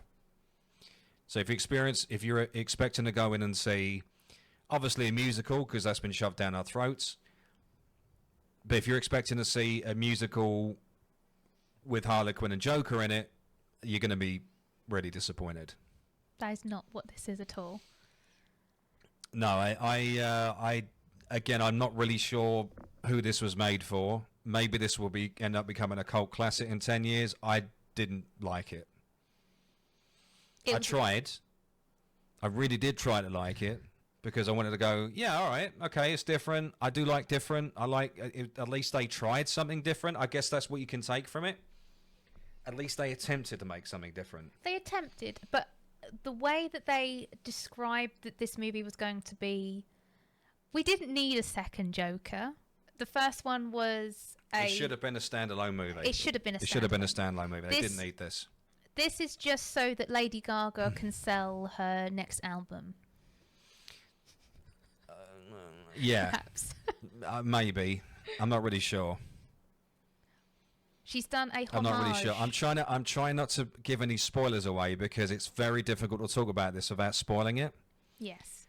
But honestly, the ending is horrendous. The ending is absolutely horrendous. You come out just shaking your head. Like we both come out shaking our heads going, what? No words. I don't know if this will be a spoiler or not, but I'm being complete. Look at my face when I say this. The take I got from this film is anal sex changes your personality and gives you amnesia. Now you're probably going to go, what the fuck, man? Yeah. But honestly, yeah. And you'll see it and you'll go, yeah. Okay. Right. Yeah. The thing is, this has got a really good cast in it. Very solid group of actors. I mean, really good cast. Let's list some of them off. So we've got Zazie Beetz has returned in Deadpool, from the Deadpool movies, if you want to say what she's from. But Domino. She was Domino. Yeah. But she was in the first Joker movie as the neighbour. Love interest. That was all in Arthur's head, yeah. So I love her. I think she's got some acting chops. I just didn't see I don't see the need for her to be back in it, but maybe it was just so people were familiar with her coming back to the movie. I think that the literally the only reason for it to be in it was to make Arthur look more grounded. But yeah, it didn't make any sense. no, it didn't make any sense. I mean, Chris Pine's in this as well, but his character's very throwaway. Didn't really make any impact on the story. Probably one of the strongest performances is from where are we? Jacob Brendan Ross? Gleeson. Oh, Brendan Gleeson, yeah. Brendan Gleeson. Who played a brilliant role in Mr. Mercedes. If anybody saw that, it was a very, very good show. Again, another stamp of approval for me. If you've not seen Mr. Mercedes, go watch that. Very, very good show. He's also the villain in Blue Eyed Samurai. Oh, yeah. He's always been a phenomenal actor. I like Brendan Gleeson. He can either play one of the most upstanding, amazing, fantastical, heroical figures, or play an absolute bastard. No in between. He can't middle ground his acting. He's either a complete bastard or a hero. That's it. But I thought his performance was very standout. You really want to fucking go for this guy before the movie's out. You really, really want to go for this guy. So he plays a good part. Yeah. If you had to pick out something that was decent from the movie, something that's at least decent. Yeah, there's a lot of throw. I mean, they've got some really strong actors in this movie, but they don't add anything to the film. And you've got characters from Batman in it. So you've got Harvey Dent, Joe Fad. You've got a lot of Batman characters in it. Obviously, they're in the film, but I don't know who this is made for. No. And the ending just makes you go, oh, for fuck's sake. Really? And obviously the anal sex thing. They're the two things that just don't add up. Yeah. See, when they first promoted the movie, they were trying to basically hint at it was going to be a sort of Star is Born, because Lady Gaga was in the remake of that, but mixed with the Joker, musical adaptation, which to me sounds pretty okay. I wouldn't be offended by it, but it wasn't my cup of tea to begin with. But it's completely not that at all. If you're expecting like the Star is Born type ilk, but Joker and their romance, no, it's nothing like that it's at all. terrible. And the songs are awful. Yeah, the songs are the main reason a lot of people have turned away from the movie. Every time it's like, oh. It doesn't go. It's no cohesion with the. So with the what I music do, in all honesty, because this movie is doing so poorly, we're going to talk about this now. Okay. It's been reviewed. Well, I wouldn't say review bombed, but it's been talked about a lot in a lot of media. Basically, the critics have hated it, audiences hated it. It's got the lowest score or lowest starter score ever for a DC film, where the first Joker was one of the best because it was in the 90s. I think it got a tomato fresh. Obviously, being Rotten Tomatoes not being the website it used to be, we now know that it's run by shills, but it's the same on every website. They all give it around a 30% mark. Don't like it, don't understand it, not sure why this movie's been made. Yeah. Again, I honestly, because it's already been, you can already buy it, you'll be able to stream this in 3 weeks' time. Yeah, 3 weeks' time. 3 weeks' time, you'll be able to get this on the streaming service, and you'll be able to buy it on DVD on what date? Already, you can already pre-order this. So I think they knew this was going to bomb. I think they kind of knew this. So what I'd honestly do is either wait for it to get on the streaming service, or watch it through other means. Don't waste your money on it. Don't go and watch this in the cinema. Honestly, it's not worth it. I promise you. It's not an experience to have in the cinema. Yeah, I mean, we saw it for €5, so if we couldn't see it that cheap, we wouldn't have bothered. No. Honestly, we saw it for nothing because we've got a tiny little cinema about an hour away where we can watch. Sometimes, if we're lucky, get a film in English, and this was one of them on there. So we thought, all right, we'll go and watch it, And just for morbid curiosity. And then we wish it didn't waste the petrol on it. In all honesty. Yeah. Yeah. So if you're considering going to the cinema, I'd probably just leave it and just have like a cinema go see night Transformers 1. Yes, that one is. Go see Transformers 1. Much better. We'll be touching on that a bit later on. But roundup is, we was respect for them for doing this, because it is very groundbreaking. It does talk about mental health. It does show how people deal with mental health in a very bad light. I mean, it is, I guess, to that props, which is why it was groundbreaking. But for every other aspect, story, character, music, because it is a musical, plot, it's just not. Nah. It misses the mark. Unfortunately. It's somebody having a wank over themselves. That's what, honestly, that's what it's felt like. Somebody self-pleasuring themselves, and this was the result. This is honestly what it felt like to watch. So if you have got morbid curiosity, don't waste 30 quid going to see this. Wait till it comes on a streaming service. Would be our take. But again, do what you want. Out of 10, what are we rating this one? 4. I was going to say 3, so we'll go 4 out of 10. I we'll think do is a 4 fair. out of 10 for this one. But great cast. I agree with you, chat. Definitely great cast. They've missed the mark. I don't know how Todd Phillips has got it so wrong. He's done some great movies in the past, like the Hangover movies, and of course the first Joker. But I think this was just purely a money grab. They had some extra money to throw at a movie, and it just missed. It's missed the mark. Yeah. It's missed the mark, which is a shame. Moving on to something positive, because Very this positive. blew our little minds, okay? We've been wanting to see this since September the 20th, so this is a late review for us, but please bear with me, because my name is Optimus Dan. Let me fanboy for a second. Transformers 1. Okay, I need to take a deep breath now. Transformers 1. The trailers do not do this movie justice at all. You watch the trailers and then you watch the movie and then you're like, what? This isn't the same. This is nothing like the trailers. This film is amazing. It is incredible. I didn't know the amount of stars in this movie as well. There are some real friggin' names in this movie. I am a massive fan of Generation 1 Transformers. I've been a fan since I was a baby, since I could breathe. Basically, I've always been a Transformers fan. Obviously, why I'm called Optimus Dan. I've had to sit through so many horrific Bayformers movies, and they are fucking awful. They are, take it from a really die-hard Transformers fan, they are god-awful. They don't represent the fandom. They don't represent the lore.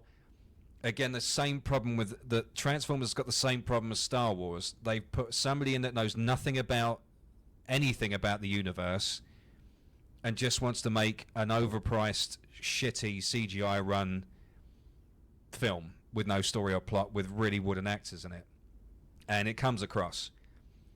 I watched the first Bayformers movie and it made me nostalgic because it was still Frank Welker and Peter Cullen. So Peter Cullen was Optimus Prime and Frank Welker was Megatron. And I actually thought that the supporting cast were pretty funny. I quite enjoyed it. And then the last 40 minutes was just a mess. But they didn't concentrate on the first half of the film. They then made every other film the mess of the 40 minutes of the last one. So it just kind of...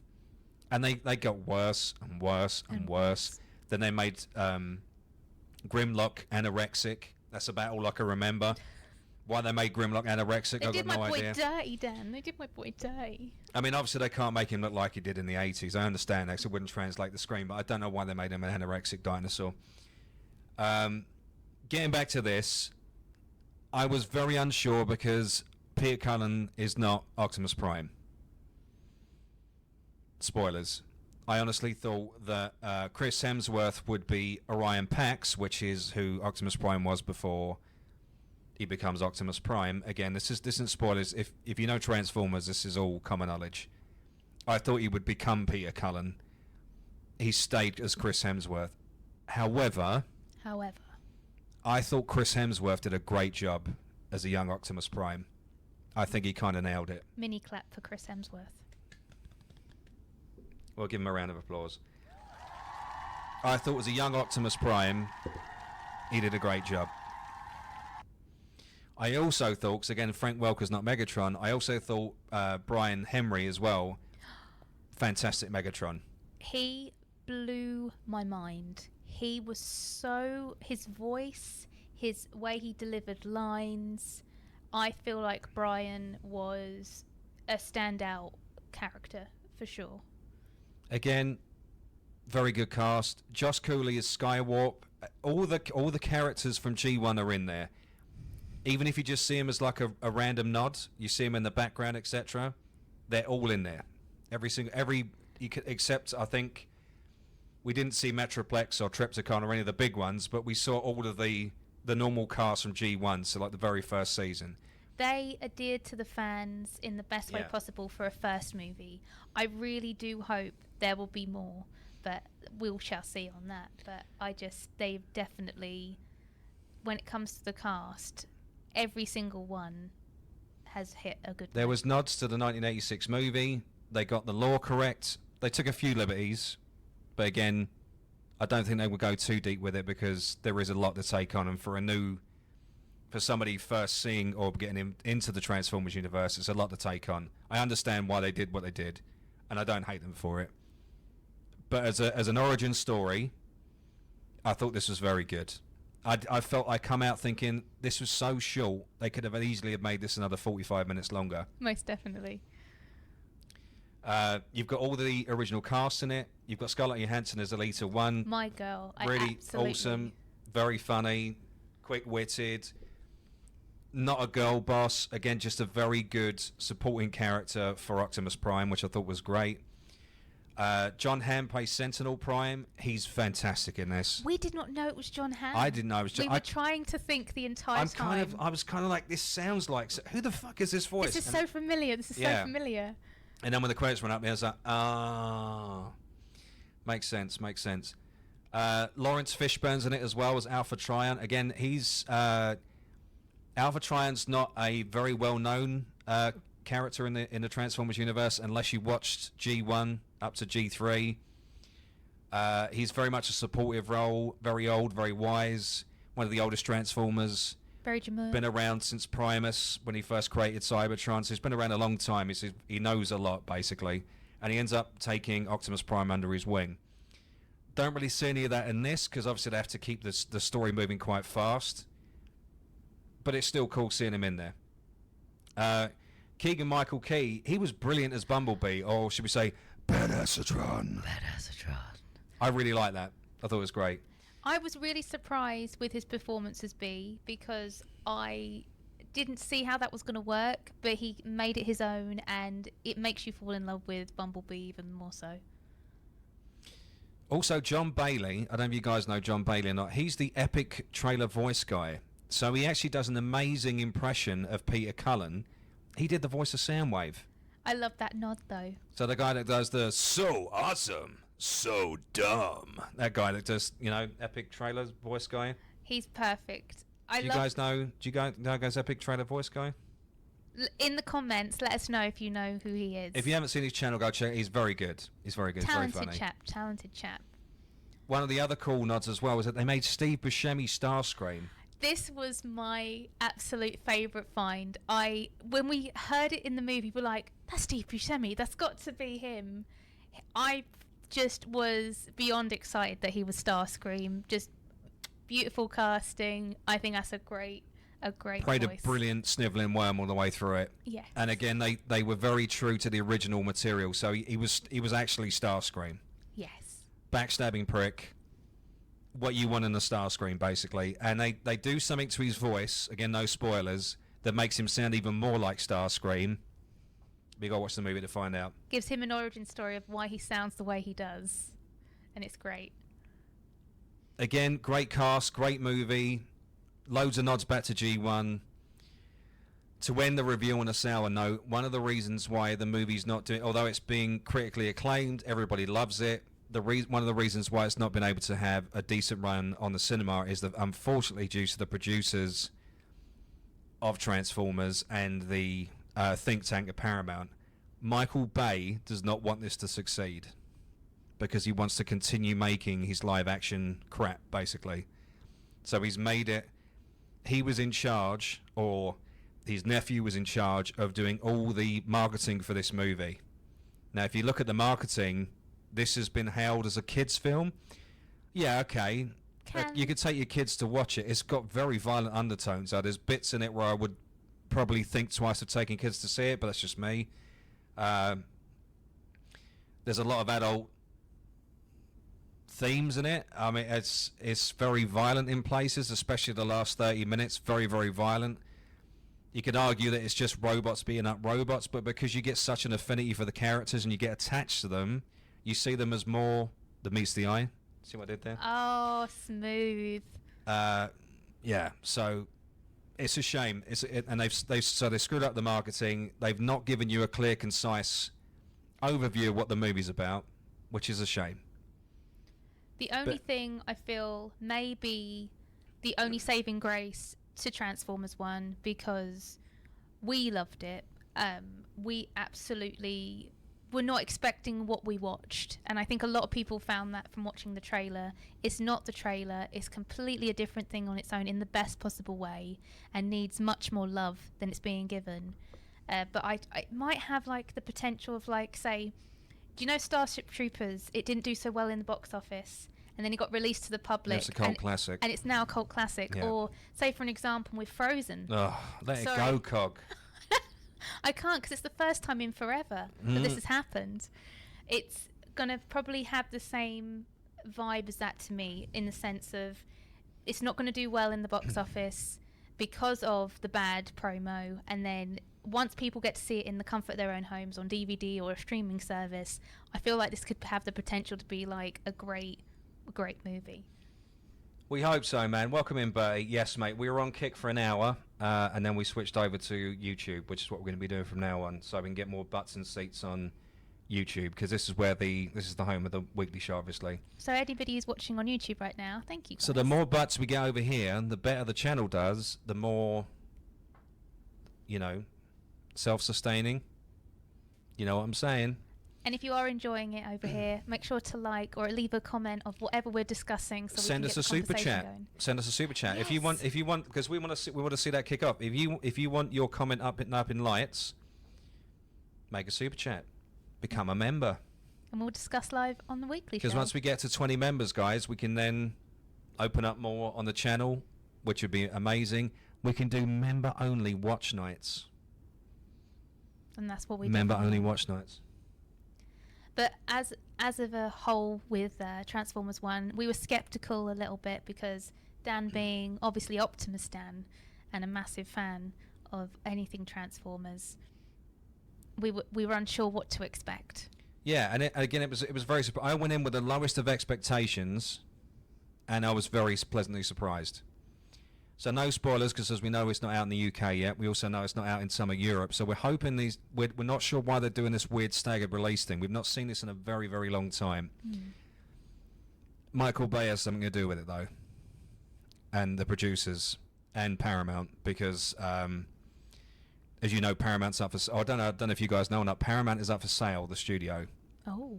So it might be one of the reasons why this is getting a staggered release. We're not quite sure, but it'd be lovely if it made more than at least one of the Bayformer movies. That would be fantastic, because it's a great film. It's got heart. It's got a great soundtrack. Again, great, as I said, great nods to G1. You really like the characters. It takes you, I'd say, a good 20 minutes to get used to Chris Hemsworth being Orion Pax. But then you kind of forget. He kind of goes into the role. He fits, and then when he becomes Prime, it works. It works. I've got to give him props. I didn't think it would work, but you got to give him props. Key was great as Bumblebee. He was comedy relief. He was really good. I can't get over him. Scarlett Johansson was great as Elita 1 as well. Absolutely brilliant. And obviously Brian Henry's Megatron. So just for that, just got to watch it for that. It's a short film. It's on for an hour and a half. Hour and 40 minutes, I think. But yeah, definitely worth a watch. I think the chat and the people need to know, from someone named Optimus Dan, what rating are you going to give Transformers 1? I'm going to give this a solid 8 out of 10. 8 out of 10. Does it, though? Does it get the weekly show stamp of approval? It also gets a weekly show stamp of approval. Not just because I'm a Transformers fanboy, because it's actually a good film and worth a watch, and because there's been a lot of shit come out in the past couple of years. This is not shit. This is decent. So if you don't go and watch it at the cinema, make sure you watch it on a streaming service, if Paramount Plus is still around at this point, because it might be gone by the time this is released. This is probably going to be the very first film that I'm going to buy as physical media in probably around 10 years. I think the last film I bought as physical media was probably the Avengers, the very first Avengers. So it's got to be 10 years, right? So let's give Transformers 1 a little. I offer 5 rupees for Paramount Studios. That's all it's going to be worth at this rate, mate. Their stock's in the toilet. All nice kids movies, adult content, traumatic things like David Bowie exposes his junk through Tyson. Yes, David Bowie definitely had to keep that mouse back in the house, man. That was some hell of a codpiece. But we're not Scary. complaining. We're not complaining. It was and the Witches movie was also very traumatic. Great film, but scary as fuck. Yeah, especially for kids. Angelica Houston, in that role, I think will forever. I'm glad that she had Morticia to fall back on, because otherwise we would have just been embedded with that vision of her, and she's far more beautiful than that. And yeah, but we're just again. Roundup of Transformers. Just 1. a roundup. So, as you said, the reviewers again.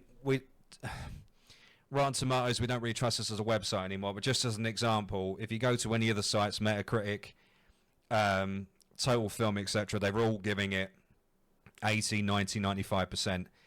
The popcorn meter is basically the audience rating. That's 98%. So people that are going to watch this film are loving it. And again, everybody that comes out and gives it a review is saying don't watch the trailers because they don't do it justice. Get a slight overview of the film. If you're not swatted up on Transformers lore, literally just go on Wikipedia and read some of it, just so you got a bit of a background before you go in. But I won't spoil who the villains are.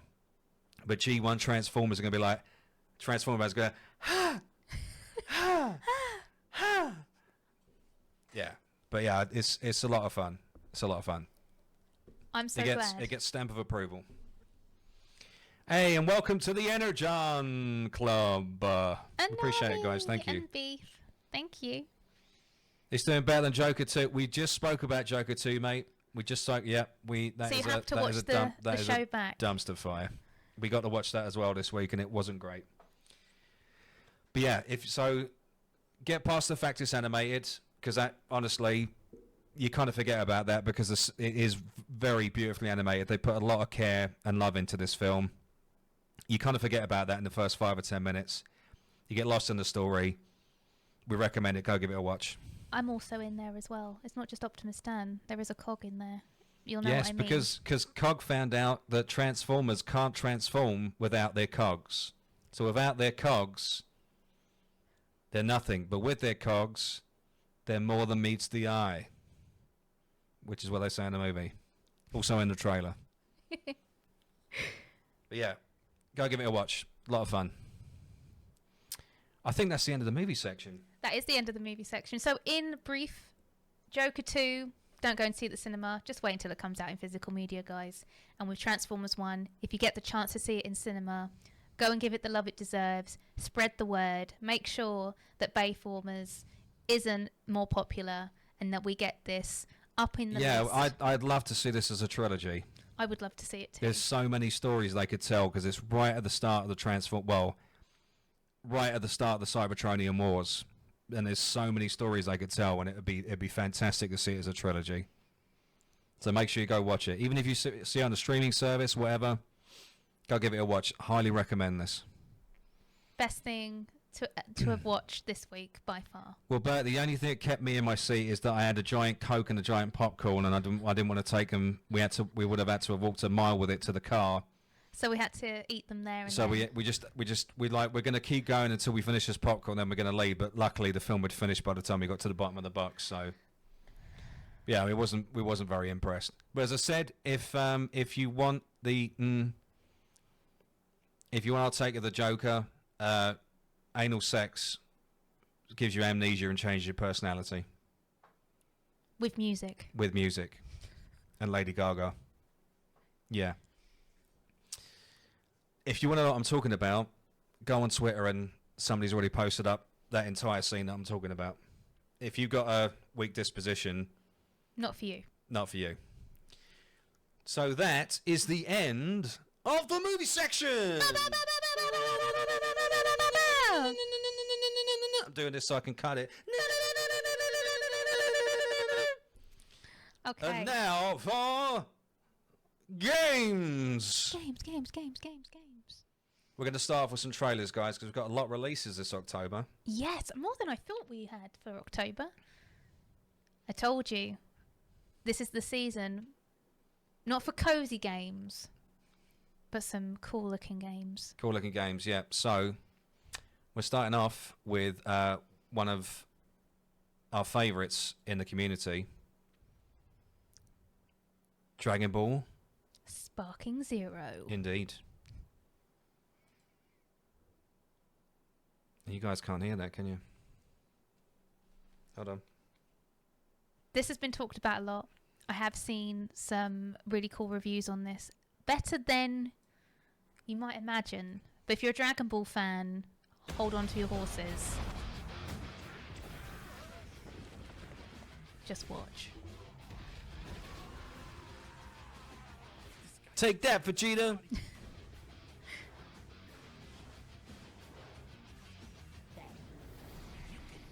It looks very pretty. It's honestly got to a point where you don't know which bit's the a trailer and which bit's the actual gameplay, which is impressive.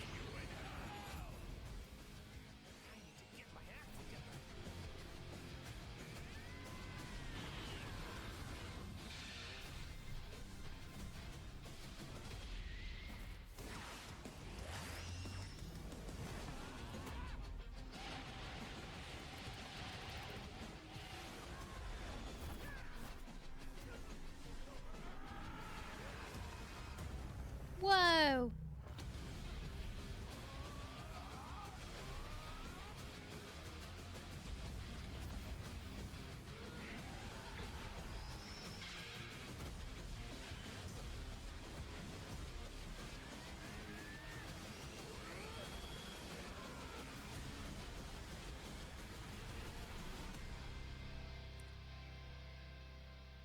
October Looks 11th. pretty cool.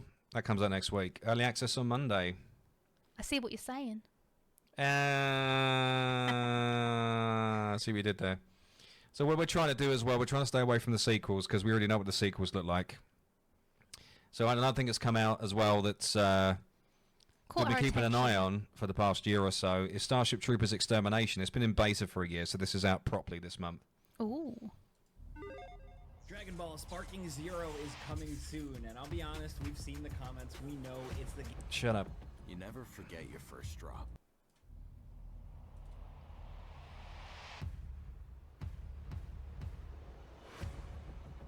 You never forget your first drop. Reinforcements inbound. Hang tight, demons.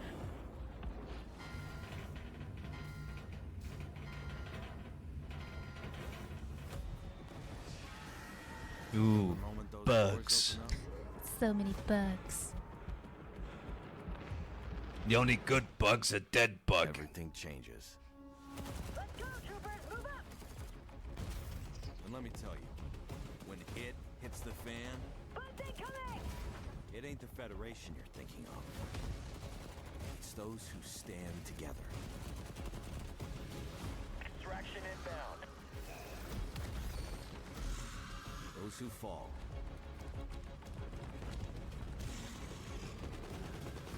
And those who stay behind. I hate bugs. So we can fight another day. Okay, Wolverine. Get to the dropship, troopers!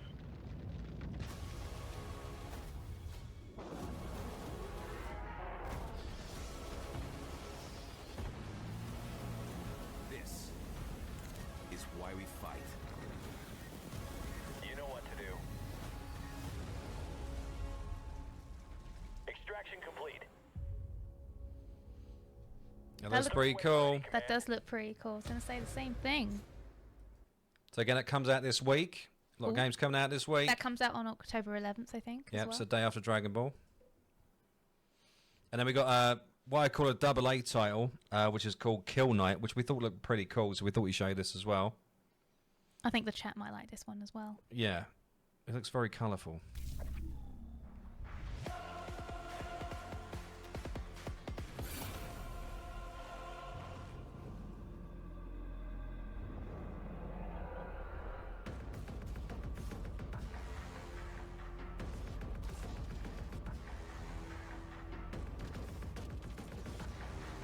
And who doesn't like a top-down roguelike dungeon crawler?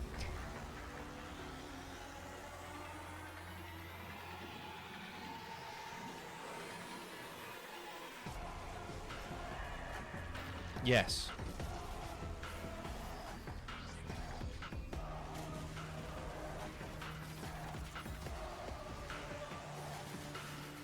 Looks intense. Yeah, don't we say more than T-piece.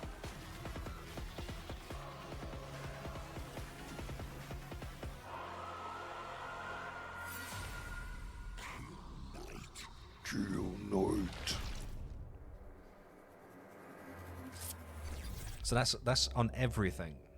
Ooh. That's on everything. Everything. And then obviously a honourable mention because we like a bit of the Sonic. Gotta go fast. This is Sonic X Shadow Generations. This looks pretty dang cool. Gotta go fast. Love the fact it's got a drum and bass soundtrack. So They for always everyone, have such this great game music. Came out 20 hours ago, and this trailer already has Oh, really? 120,000 views. And I love how Let me rewind that for you. It just keeps playing another trailer in the background. It auto plays. How annoying is that? Let me rewind it. There we go. There we go. Yeah, it does have a very good soundtrack.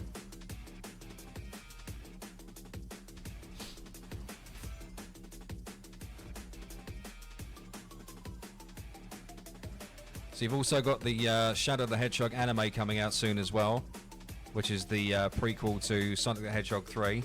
Ooh. So that'd be worth a watch. The Sonic CD, Metal Sonic. 2 epic adventures.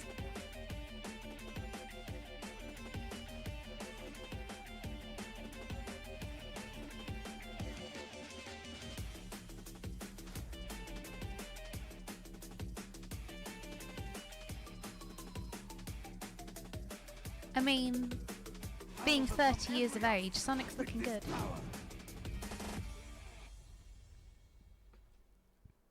Let's give Shadow wings because why the fuck not? Make him more metal than he already is. So yeah, that's the releases for this month. We're looking forward to those. We've also got another honourable mention to Avatar, The Last Airbender. This looks incredible. I'm super stoked for this one. So it's an RPG. Yes.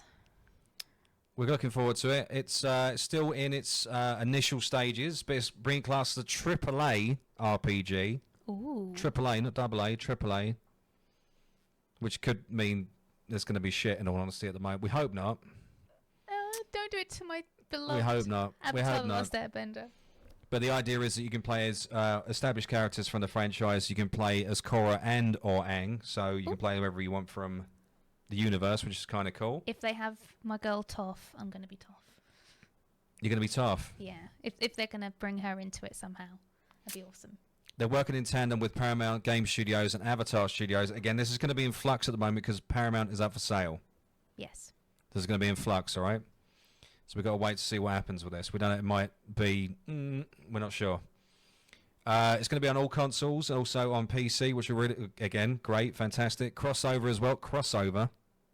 So potential multiplayer. So yeah, we just got... Once we get more information about it, we'll let you know. But it is in collaboration with the Avatar Studio, so I could imagine they're going to put the love and the effort behind it because you can't get those characters wrong, man. If you get them wrong, there's going to be a whole group of people, including myself, who are coming after you. We love this show.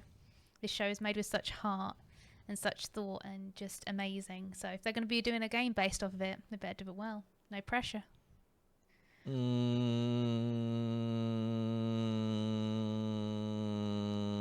Are you buffering? Are I you am buffering, yeah. You were thinking I am on that, buffering, weren't but you? yeah, we're just I'm interested to see what happens. Again, it is going to be in flux because the gaming studios and the movie studio is in. Well, I don't know if they've been as we're recording this, we don't know if it's been sold yet or not, but we'll probably find out in the next couple of weeks that it's been sold Yeah. because it's been on the market now for well over a month, And I can't believe nobody swooped in and bought it yet. So I think maybe a deal's already been struck, but they've not publicly announced it yet. So we feel the rumblings, but what those rumblings are, we will. So this might get cancelled again. The new owners might cancel it. They might. It depends how far along it is in development, and if they feel it's going to be a success. So we'll wait and see. If we find it, get more information, we'll let you know. We'll let you know. Right, and unfortunately, because it's game media, and one of the things that is wrong with game media at the moment is the absolute dumpster fire that is the AAA Western industry. Oh. Wah, wah. Wah, wah, wah. We got to talk about it. So, where do we begin? We're going to start with Ghost of Yotai, because we talked about this last week briefly. Episode 2, if you want to have a Episode brief. 2. Sony bosses are in a state of shock that this was received so poorly. Are they, though? Really? Are they? Really? I mean, probably, because it's a Sony California, not Sony Japan. They put a left-wing, very far left-wing activist as the main character. Completely... they've not acknowledged the original character Jin at all, or the first game. They've said it's a soft reboot, so it's not going to have any mention of the original game at all. So it feels like they've kind of pissed on the IP, and I think that's what's really annoyed gamers. I think if they maybe called it a sequel, or maybe gave nods to the original, or something, attaching it to that she's his great granddaughter or something like that, maybe they might have got away with it. But they said that the game had no virtual signaling in it, and then the second statement was all about girl bossing. She's the ultimate warrior, not the wrestler, obviously. No, we're not talking about a WWF wrestler or WWE wrestler. And she's able to, because of her sword skill, she's able to take on Ronin, samurais, basically anything. She's untouchable. So she's a Mary Sue girl boss. If they didn't make that statement, if maybe they didn't use a left-wing activist as a main character, I think maybe this game would have been alright. But it's Sony California being Sony California, they won't drop DEI. But why? Well, you think after losing... What was it? Was it 800 million in the end on Concord? It was estimated around that much. Yeah. So nearly $1 billion on Concord. You think they would have learned from their mistakes, but obviously not. They are determined. It's gonna come on. I mean, this could be, again, they've had so many failures this year. This could be gaming. This game could end Sony US. Because it's getting to a point where the inner workings of Sony Japan and Sony US are clashing on a daily basis, and it will get to a point where they'll just cut it off and shut down the property, which is going to lose people thousands of jobs. Which is unfortunately pretty much the narrative tonight: is people are losing jobs because of idiot decisions by executives. Again, I would have given the game more. I would have given a game its fair dues. I would have given it a chance. I wouldn't have. I don't really care about the main character being a chick. But I think in this day and age, red flags go up as soon as there is a main character that is a chick in a game, just because of the way AAAs have been treating us as gamers for the past 10 years or so. And it's a shame, because the first game was really beloved and it's going to drive people away from playing this one. But if they didn't choose... I don't know why they decided to choose a left-wing activist as the main character. If the announcement was kept quiet and maybe announced as a game was released, I don't think people would have cared. But they've done it while the game is still in development. So they made the announcement. And then you look at the actor's Erica. You look at her Twitter, and every single post is anti-men, anti-turfs, anti-right, anti-centrist, fuck the police. You know, it's just like, this isn't somebody you want as the face of your game, is it? Or is it? I don't know. Like back in the day. Are we out of touch? Are we out of touch? Do you just want activists as your main? Well, then again, most game developers now are activists. So especially in Western industry. We did in depth touch on this in episode 2 of the weekly show. So go Yeah. back and watch that and come back to this one for sure, because we did say in that episode briefly that being as political as she is, Erica, I'm hoping she doesn't bring that into the role that she's playing in the game, but it looks that it might be the case, being that, like you say, she's a Mary Sue character, untouchable, no one can defeat her, there's no depth to her character, there's no vulnerability to her, and it seems a little bit like it might be trying to prove a point as opposed to just being a character in the game. But this was covered by the website Smash JT. Supposedly, the Sony executives were completely blindsided about the character being female, and the fact that the actor was left-wing activist. They had no idea. This was a complete surprise. So what's now happened is the game was going to be released next year. It's now been pushed back to 2026. I'm seeing a trend, and I've been right near enough every step of the way so far. I'm going to call it the TWS prediction. Yeah, I think this game is done. I think it's going to be swept under the carpet. Pushing a game back an entire year when a game's supposed to be released in the first quarter, and they've not even said when in 2026. I think this game's done. I think it's been dead on arrival. I think not being transparent with management and executives and making decisions off your own back. In all honesty, I think it was executive decisions, but they're just trying to cover their own ass. I think this game's done. I'd be very surprised if we see it released. And if we do see it released, it would be on a much smaller... They won't make it like a front runner. It will be quietly released. Unless they completely change the protagonist, they completely change the story. But they're very far in development. If the game is going to be released next year, they're very far in development. So, I don't know. I think they probably saw the backlash of Assassin's Creed Shadows, thought they were doing the right thing by making the character Asian, which is probably a step in the right direction, being the fact it's in Japan. But yeah, making a gay female in that time period, and again pushing that. I mean, it didn't even really discuss anything else about the character other than the fact she's gay. That doesn't really do anything for me. I want to know her background. I want to know her story. I want to know where she's from. How does she learn the sword play, etc., etc. That's the shit I want to know. I don't want to know about the fact she sleeps with chicks. Why would that be an interest to me as a gamer? Just putting it out there. It's just been a Welcome in, Strad. a snowball effect since the game's been released. I think they may have just started, getting people to talk about it in the wrong way, and that's how they were trying to grow some attraction to the game. And then as it's gone along, it's just proven more and more toxic, or just not what gaming should be about. And as that's progressed, people have just been like, oh, I'm getting more and more put off this as every bit of knowledge is coming out about this.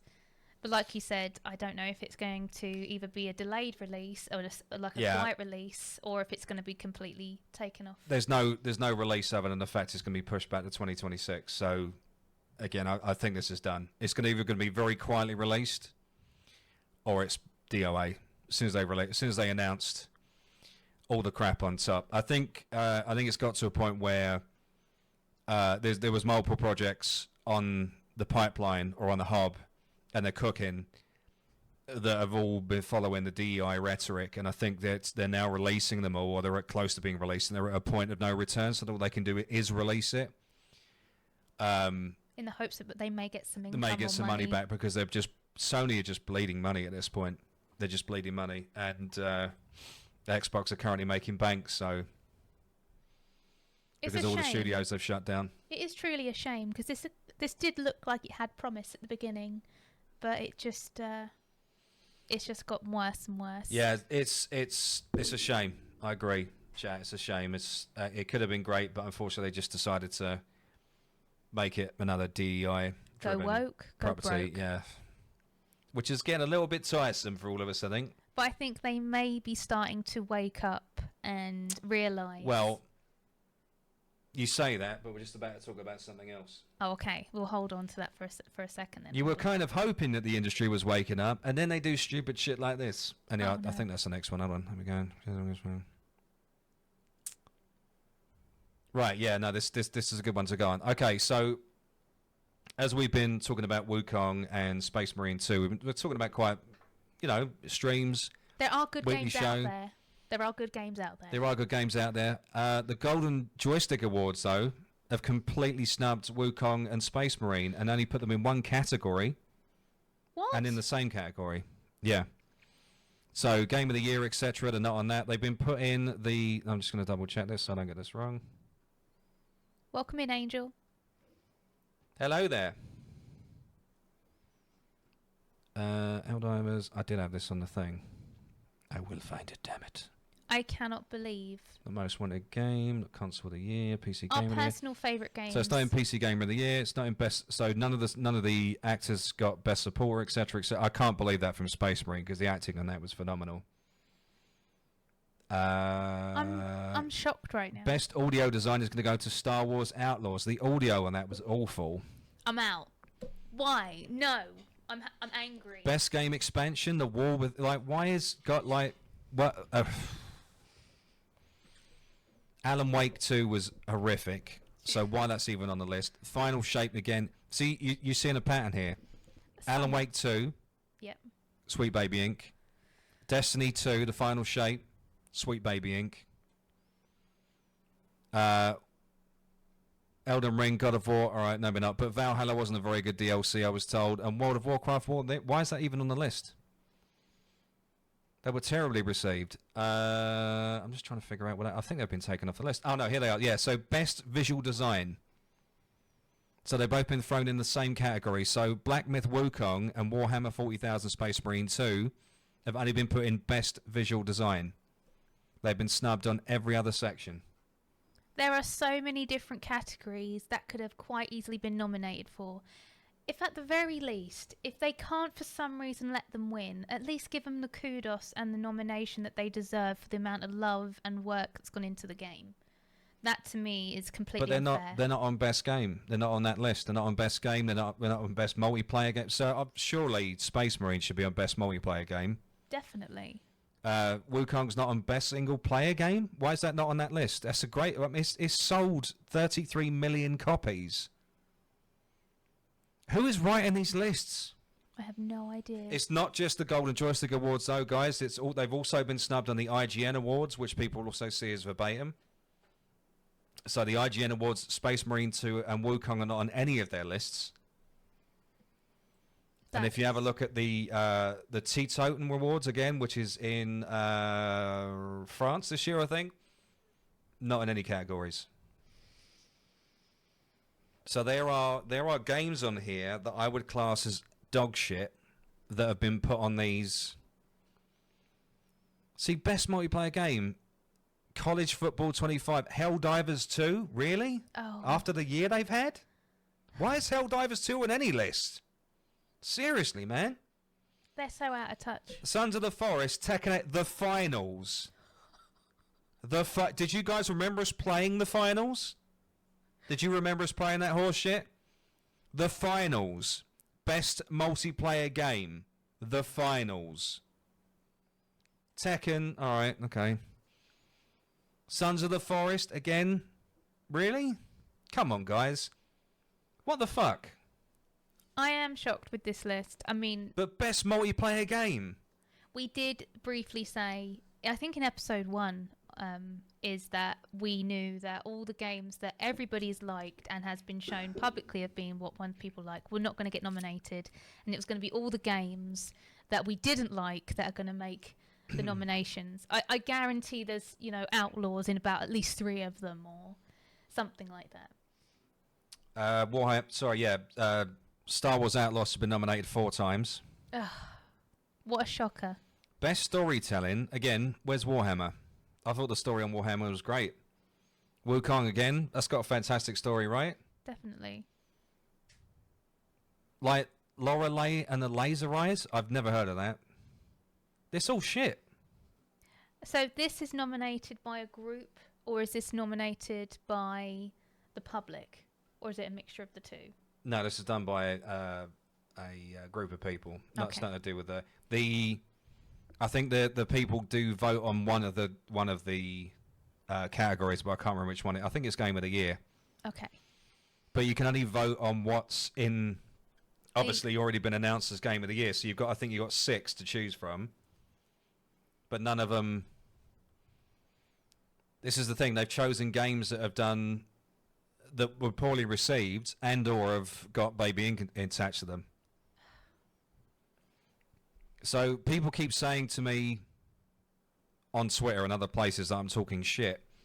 How can I be talking shit if it's in black and white that games that are not pushing a narrative are nowhere on any of these lists? That's because it's not. It's not, is it? Let's be honest. They're still playing awards as well. Okay, Counter-Strike 2. I don't know where I start because Counter-Strike 2's not been out that long. Apex Legends, that should definitely not be on the list. EA Sports, yeah, all right. Fortnite, yeah, okay, they've got a big player base too. GTA Online, I don't know what that's still doing on the list. Nakara Blade Point, massive in Asia, so fair play. Roblox, yeah, fair play. Tom Clancy's Rainbow Siege, yeah, okay. Valorant, again, I thought that died. Warframe, okay, all right, fair play. And then Studio of the Year. Why is Arrowhead Game Studios on Studio of the Year? Arrowhead. And Digital Eclipse. Why are they on this list? Why are they on this list? This is... You look at it and you just go to yourself... People are either, like, smoking crack. I can't really comment on the soundtracks because I've not played the games, but Final Fantasy always has a good soundtrack, so yeah, okay, fair enough. Astrobot, no idea. Silent Hill 2, if it's the original soundtrack, I guess. Best lead performer, alright, Melina Juergens as Senua, yeah, she played a great part. Humberly Gonzalez as Kay Vess in Star Wars Outlaws. Really? Are you being fucking serious? This game. Are you being serious? It's been nominated 4 fucking times. The most dumpster fire game that's come out this year. Come on, man. Cody Christian as Cloud Strife, Final Fantasy. Yeah, okay. Alright, okay. There are some worthy nominations on there, but at the same time, they've completely disregarded games that have got love from the public, which is what they make the games for. And it's trying and showing time and time again that they're not making games for us anymore. They're making games for that little circle of people, Valorant which is is why still they're very, very failing. popular. Okay, it's not really on my radar, man, but fair enough. PC Game of the Year. Animal Well? What? Balatro? What? Frostpunk 2? Alright, okay. Satisfactory. That come out this year, did it? Tactical Breach Wizards? UFO 50? What? Fillers. Console Game of the Year, Astrobot, okay, fair enough. Dragon's Dogma, okay, fair enough. Final Fantasy Rebirth, fine. What the fuck is Helldivers 2 being on any list? And what the fuck is Arrowhead Studios doing on any list? What the fuck? Who the fuck is writing these lists, man? Prince of Persia Lost Crown, that was actually pretty good. Legend of Zelda Echoes of Wisdom, I didn't play it, but I was told it was okay, so fair enough. There are some good nominations on there, but it's just an overall... meh. First Ascendant, no. No, it's not on any of these lists, mate, no. Space Marine and Wukong have only got 1 nomination as well. So any of the games that have sold and smashed records this year are not on this list, which just doesn't make any fucking sense to me. Is even Power World on there? No. That done No, incredible not on it. success this year. It's not on it, but there could be a reason behind that because of the lawsuit with Nintendo. Okay, that does make sense then. But Space Marine... Early access game Enshrouded, I wasn't impressed. Deep Rock Galactic Survivor, Hades 2, it's not as good as the first one, is it? Manor Lords, didn't get to play it, but people have sold me it's good, so okay, fair. Lethal Company, Oh no, Power World is on there. Oh, Best early yay. access game is on there, cool. They deserve that. They've done really well this year. I don't know, mate. I've got no idea. I don't have a clue. I don't know what's going on with it, mate. Best game trailer, Caravan Sandwich. Caravan Sandwich. Most wanted games. So these are games that are coming out. Atomfall, Assassin's Creed Shadows. Yeah, fuck off, mate. That is just piss off. They are trying. Civilization. All right, fair. Expedition 33. No. Death Stranding 2.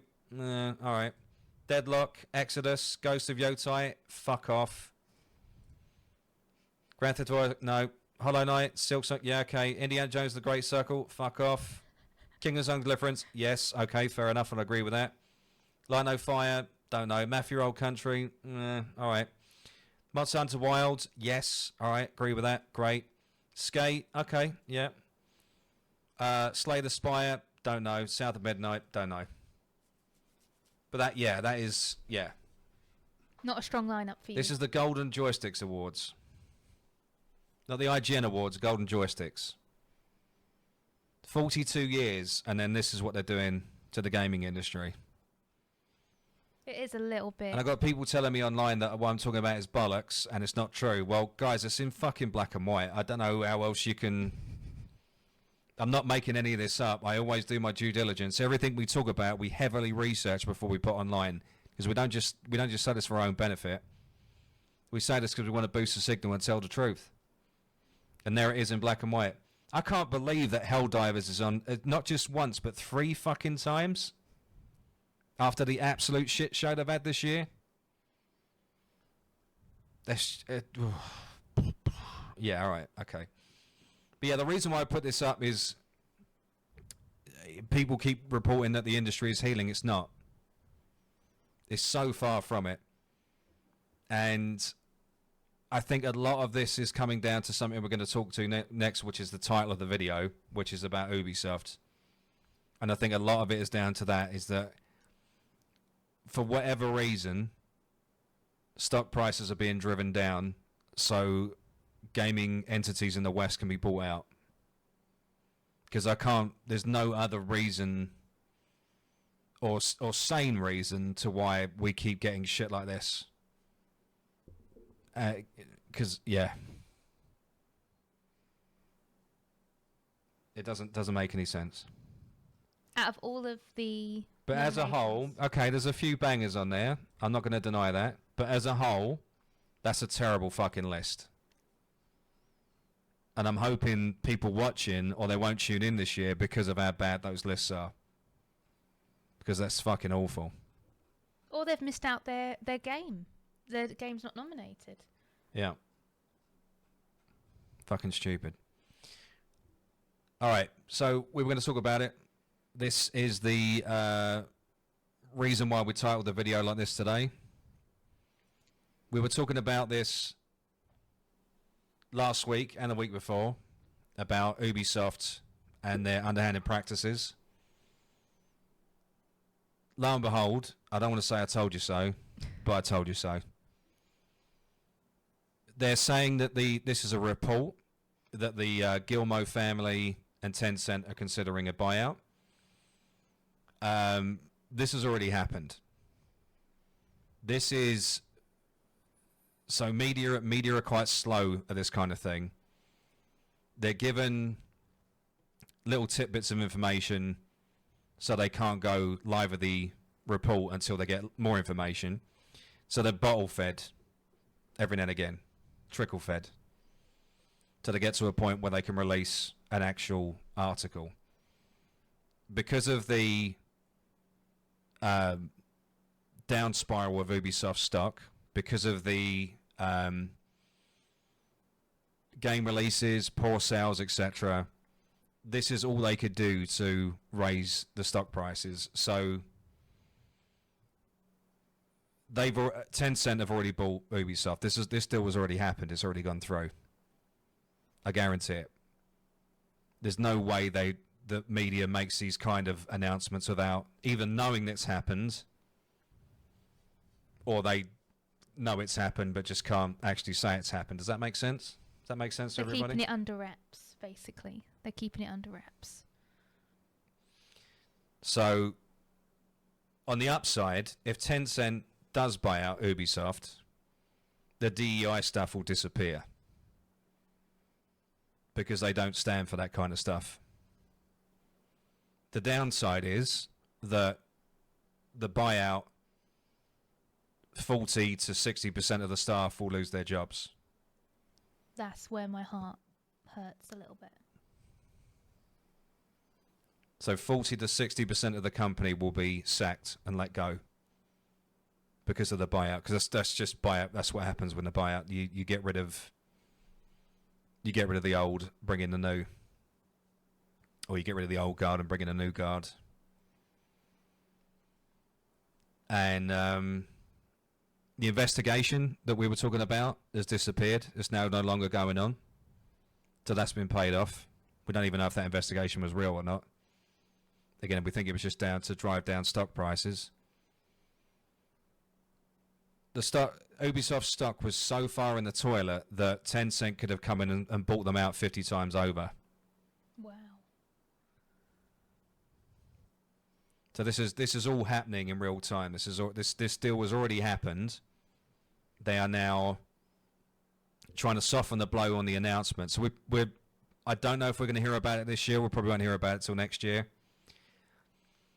I don't think they're going to release Assassin's Creed Shadows. Or if they do, it's going to be a very different game. All the announcements they've made before the buyout won't happen. Because Tencent are going to want to do their own thing. But if, as I said before, whoever does buy them out, is Tencent or whoever it is, they just want the Ubisoft name. They don't want the games. They'll be selective. They'll take a few, but most of them will get cancelled or they just won't do them anymore. They'll write them off. Yeah, they'll write them off. Just to strengthen the brand again, but also to stop Ubisoft from making the same mistake of running too many projects at once. So there'd just be 2 or 3 projects running instead of 7 or 8 projects running. So the studio will probably still be there, or they might move it somewhere else. I don't know. I don't know if they'll keep it in Montreal. But the way they've got, the problem I've got with all this is the way that they've done it and how underhanded they've been about doing this. It has made people lose a lot of loyalty to the company as well as just overall trust again. This trust thing is being broken many a times. Yeah. Do you think that Tencent buying out Ubisoft is going to save Ubisoft? Well, of course it will, because Tencent money. Still, but will it make the games any better? Will it Well, yeah, because the DEI stuff will stop. Yeah. Because it'll be an Asian backing that don't give a flying fuck. So maybe it is definitely the best way forward for them. It is for the company, but it's not for the people working for the company. Yes. And again, my issue, obviously, thousands of people losing their jobs. It's going to really hurt the industry as a whole. It won't be a wake-up call for the rest of the industry. Again, I think this is all being masterminded, so stock prices are driven down, so Eastern companies can come in and buy the IPs. I honestly believe that. I think this is just a trend. I think this has been going on for a while. I think this has all been a narrative pushed for the past 5 years. They've been doing it since 2020, because it is coming up to 5 years now. I think this was all planned. I think they saw the rise in game sales while we were during a pandemic. They want to be making that kind of money again. They're not making that kind of money again because not everybody's locked indoors playing games like they were in 2020. So they've seen a massive drop off. So the only way they can see increasing that profit is to get a bigger entity or another entity to either buy them out, so then they can then move away from the shackles of Western gaming and laws, etc. But the way that Ubisoft have handled this has been disgusting. And the way that they've driven a wedge in between not just the development industry, but also the gamers, Most because they've definitely. now segregated everybody into 3 groups. And although one group is very small, they're the ones with the voice that are causing so many issues. And it's happening not just with Ubisoft, but it's happening to graphic engines. It's affecting everybody. It's affecting everything. They keep wanting to. They put people with mental health issues, and they have got mental health issues, in positions of power, i.e., community manager, which is like the front line to dealing with your fan base, or lead development position, or an executive position, pushing this crazy rhetoric that is destroying the gaming industry and the movie industry. And Basically, you yeah. feel that their views have tarnished what they were trying to do. So they've involved themselves too much in that regard. Yeah, but you could be right there, mate. And I think they will. This has all been a grand plan. There's all been a grand plan. It was 90%, 95% sure it was set in by the CEO, Gilmo. This has all been set in stone a long time ago, and we've just been building up to this point. So he needed the continuous failures. He needed people not to buy the games. He needed the company to lose millions. He needed the company to fail so he could sell the company, buy shares himself. So basically, he wants his 50% and then Tencent wants their. They both want controlling shares in the company, and they drove the prices down till they were able to do that. So with the controlling stakes, they can then push the company into whatever direction they want to push it into. And they're using the crazy blue-haired mob to do it because they know that everybody hates the crazy blue-haired mob. They can't stand what they stand for, what they're talking about, what they're pushing, what they're trying to sell. And they know that the gamers, and we're talking about gamers in general, moviegoers in general, they know they can't stand them. They know that we don't enjoy what they're putting out, the content they're putting out. So it's doing them a favour. So all these awards about having the best DEI in your company, all that, it's all smoke and mirrors. It's all bullshit. I'm predicting that the industry is going to have a massive shakedown, and one that's going to lose thousands of people are going to lose their jobs, and it's going to continuously happen for the next year or so while they work through this back catalogue of DEI heavy virtual signaling gaming.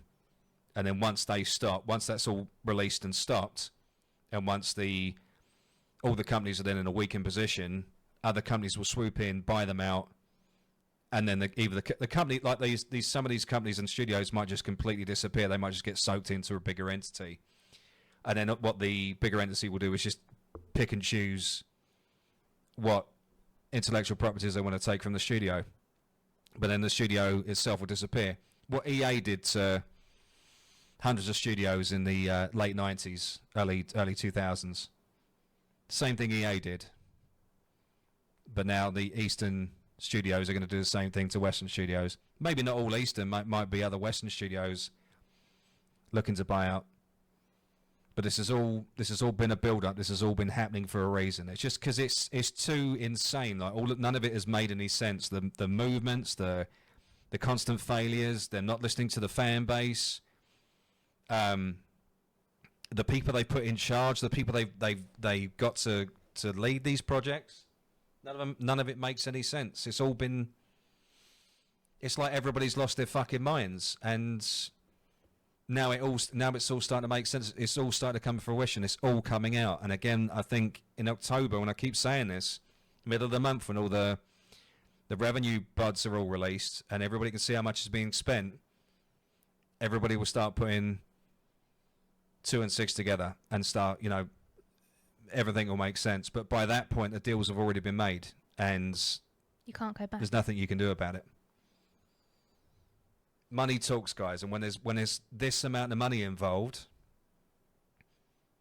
and they've learnt from Microsoft's mistakes, they've not made it hugely public. They've not put it out there because that's the mistake that Microsoft made, which is why they were put under investigation. They've done it very quietly and all under the tables. It will come unstuck eventually. Something will fuck them. Yeah. But again, Ubisoft is now a brand and an entity that you can't trust because they do not give a shit about your money, your patronage, your opinion. They could not give a fuck. It doesn't matter how much the developers scream and shout in Ubisoft, the executives are not going to listen. They don't care. They just want to try to save their own jobs and their own arse. There's no emotion behind it. No. So they've got to follow the protocol that's been set out. They don't have a choice. Ah, there You we guys go. see that? Yeah, we can. Right there. Perfect. So what is this that you're showing us? What image is this? So these are job titles. These are basically programs and stuff that Ubisoft are shelling out to empower non-binary, female-led projects, co-leads, etc. This is what they're putting in. I mean, if you can see, like, women and non-binary in Paris studio, women and data in France and Montreal, and it's all rhetoric and, again, unfortunately, very far left propaganda to promote and empower women, which I have no issue with, but the way that they're doing it is by cucking the male developers and putting them first. It's not equal. It's not equal. This isn't feminism. This is misogyny. And also pushing the women and non-binary card as well. It's happening in the Paris studio. It's happening in France. Well, France and Montreal. They're both pushing the same thing, and they keep saying that their studio doesn't push far left rhetoric. It's not pushing a political message. Well, if it's not pushing a political message, what the fuck is this? What is this? This shouldn't be the reasoning or lead of where they're trying to put the direction of the company into. That shouldn't be because someone's this agenda or that or etc. etc. It's just down on the merit that the person is good at their job and adds to the company, adds to the team. It's becoming far too political, and I think the lines are being drawn somewhere, and it's just not making any sense anymore. Exactly. Well, again, that's all we can say about it. We're just going to keep our ears to the ground. Once we find out more information, we'll bring it up. I'm getting a bit bored talking about Ubisoft, but they keep screwing up so much, and they keep putting themselves in the news. And we are big game lovers ourselves. It's just we need to talk about Again, it. Ubisoft was a beloved studio to me. I've had so much fun playing their games over the years, and then for them to Rip the rug from underneath everybody. it's all about money. It's always been about money, and I understand that people want to make money, but when you're playing with people's lives and livelihoods like they're pawns in a game, it's just disgusting. And I think as a studio and as an entity, they've just fucked themselves. I think even with a Tencent buy, I think people are going to be hard pressed to trust them again. I honestly believe that. All it's made. This won't be forgotten. This will be remembered for a long time, and Ubisoft will always be remembered as the underhanded studio that lost thousands of people's jobs due to underhanded, really shit business practices to try and drive down stock. And it's all there in black and white. You can't get any more clearer than what you've shown on the screen. Yeah. And they keep saying they're not pushing a political message, then what the fuck is that?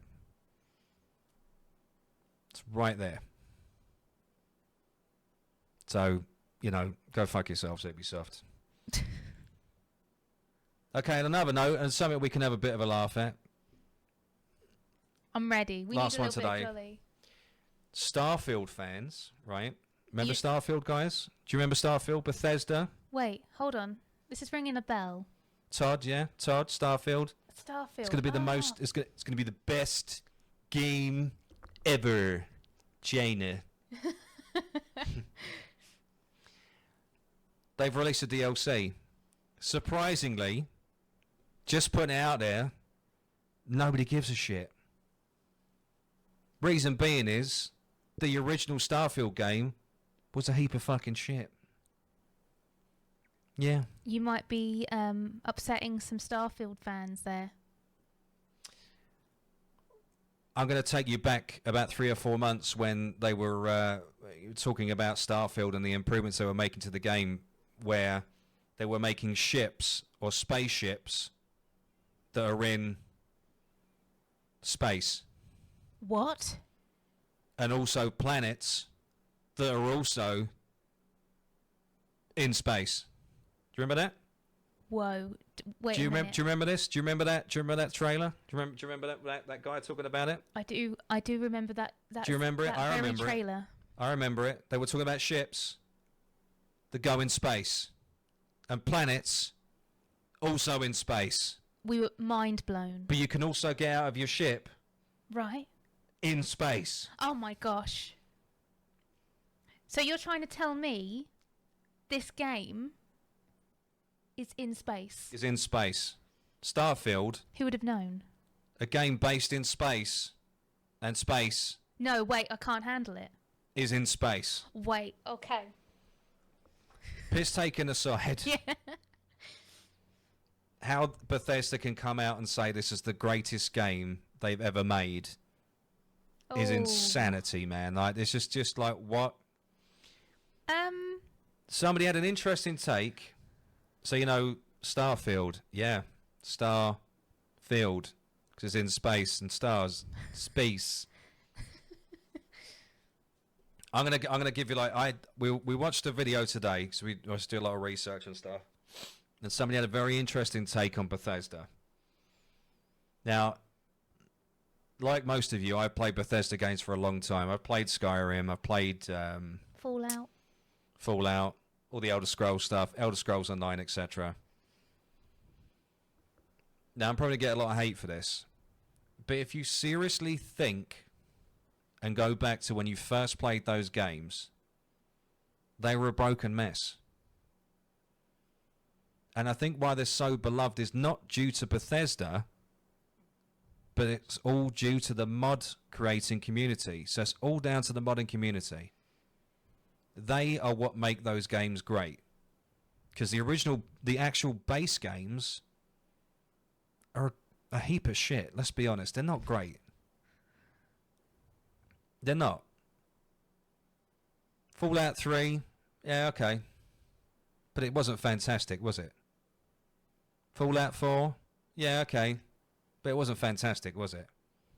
And even going back to, I'm gonna get stoned now, Skyrim. If you play the base game, it's fucking shit. But if you heavily mod it, it's not bad. It does prove a point in that in the last year or so, one of the most popular Bethesda games was when someone modded in Fallout, when they did Fallout London. Fallout London. That was this year. So the mods shouldn't be making the game, even though they do with Bethesda. So the modding community is what makes Bethesda games good. Because when they release the games, it's a broken fucking mess.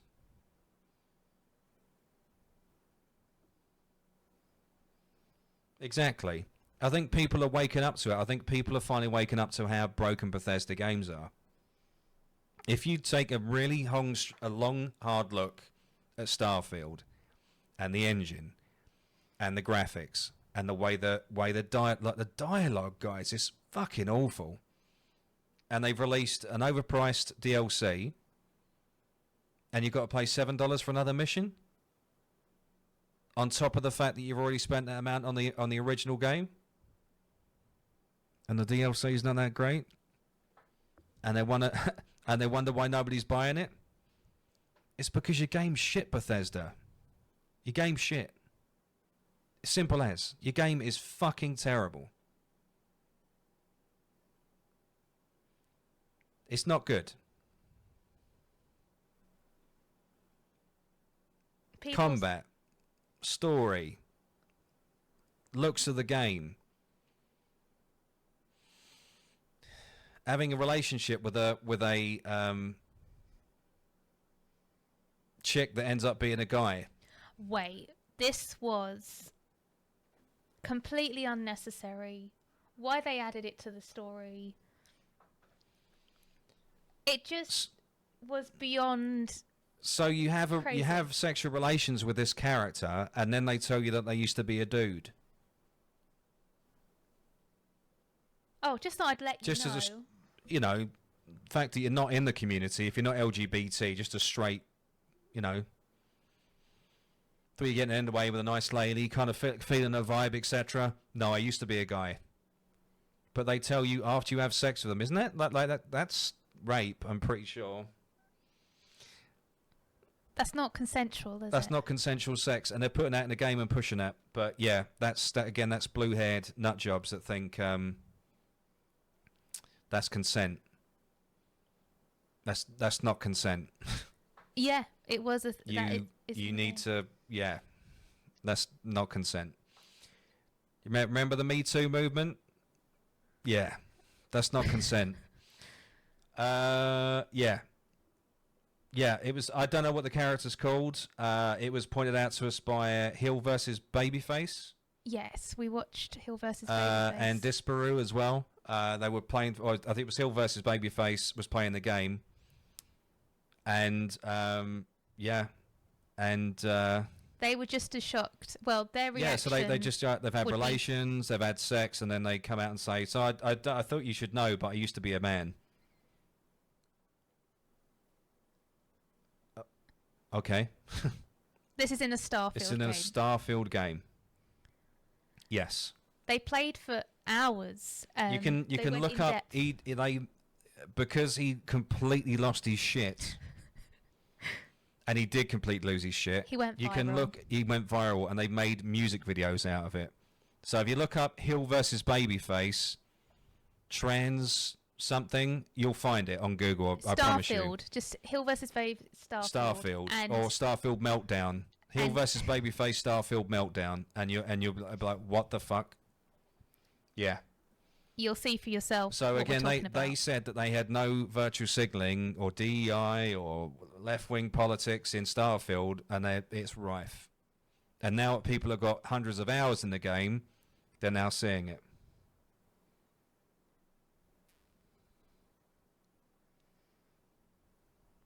I enjoy Skyrim, Fallout the mods, but I love building a character and exploration, but yeah, the dialogue is also shit. Todd Howard loves blowing smoke up our asses every time. He does. So does it, after the state of Starfield, does that not make everybody worried about Elder Scrolls 6? Oh, wait, yes. Oh, gosh. So Elder Scrolls 6, Bethesda are in a state of panic about this. I mean, again, this has been well documented. They're now in a state of panic about this. And if you go like this, it's even got it in this article, look. So 1,646 reviews for this new DLC. Yeah. Yep. Mixed. Got that in my brain. Yeah.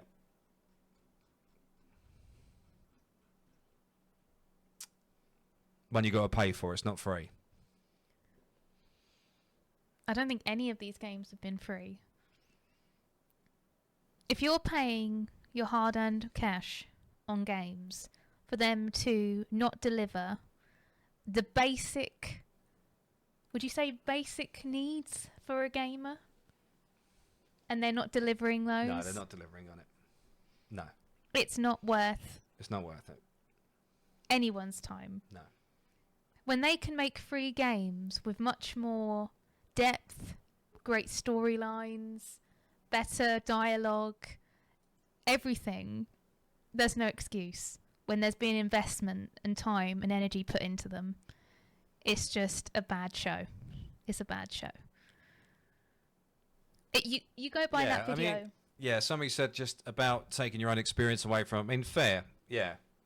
You do take your from any You game. do take your own experience, and we all have different experiences when we play a single player game, and I totally agree with that. But At the same time, I think if we really look at Bethesda games as a whole, they've been shoveling us shit for a long time. They've been relying too much on their modding community, and where they should be at least giving something and not just letting it be completely down to the mods. Even though the mods do an incredible job and there are some incredibly talented modders out there, it still needs that company to put some effort their way so that the modders can give more there. It's a balance of the both. A balance needs to be made. As we know as a community, the Western gaming industry this year, last year, year before, have been floundering for a long time. We're not getting the quality of games we deserve as gamers, and especially with the amount of money we use to buy these games. So, I mean, $70 to $100 a lot of the time, sometimes more than that. How is that? Found out that the Forza 5 has got a $102 price tag. Oh. Was it Forza 6? Forza 6 now, isn't it? Yeah. Forza Tokyo. And being a Forza fan, I'll probably end up fucking buying it anyway. But anyway, that's not the point. The point I'm trying to make is we've not been getting the games we deserve as gamers from the Western studios for a long time. And I think when we do get a diamond in the rough, as I've said before, You get a glimpse.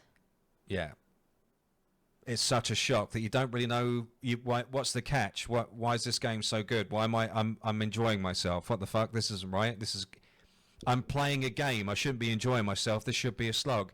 Where's the battle pass? Where's the 17, 20 hours I need to pump into this game to play it? You know, there is exceptions, like there have been exceptions, but they're all from Eastern studios, mostly South Korea. But what we got to look forward to over here is Dragon Age Abomination, which is something else I wanted to talk about very briefly. Abomination. Something else I wanted to talk about as well. So, they're very proud of themselves as well. BioWare have announced that Dragon Age has gone gold. Now, everybody assumes that this is to do with sales. In the gaming industry, nah, that doesn't mean sales at all. What it means in the gaming industry is that the game's been finalized so it can be put onto physical media. So they make a gold disc. It's the master disc. The game is then put on the physical media and then sent out to be printed, manufactured, whatever. That's what going gold means in gamer industry. Thing is, the way that they've worded these articles is the fact that they've sold so many copies that the game's gone gold. And unless you really read the article or make your way down the entire article, you don't actually see any of that. You just think, oh, wow, well, it's gone gold. Well, it must be doing all right then if it's gone gold. So that means they've sold, what, 2 million copies? No. Doesn't mean that at all. It just means that they've put down pens, they finished, it's now being sent to be pressed, made, physical copies are now being sent out or will be sent out, and that's it. So they've done a misleading They've done phrase. another completely misleading article, which they have been doing since Dragon Age has been announced. But again, when the game's released, people will see what it is. They'll see it for what it is, that it's shit. They'll see what it... I don't know why the media is deciding to lie about the state of this game. All the gold... as I said, all it means is that the game is finished. It's been put onto a gold disc, a big data disc, and it's being sent off so physical copies can be made, and also uploaded to services, i.e. Steam, EA, whatever they're uploading onto. That's all it means.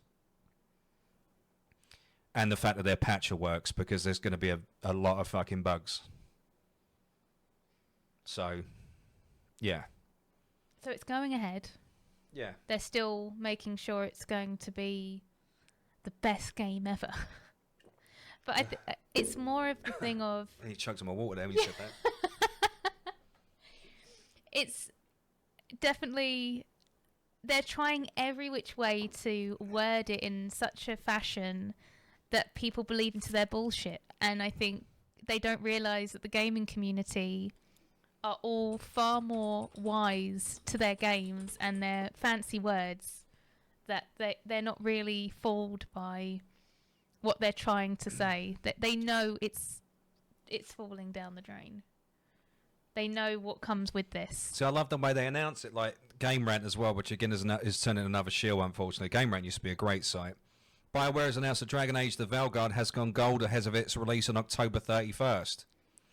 Well, it has to go gold for them to fucking make the physical copies, you dozy cunts. But if you weren't to know, Dan, that would come across. It would come across, it makes it sound like they've sold hundreds of thousands or millions of copies of this game, yeah.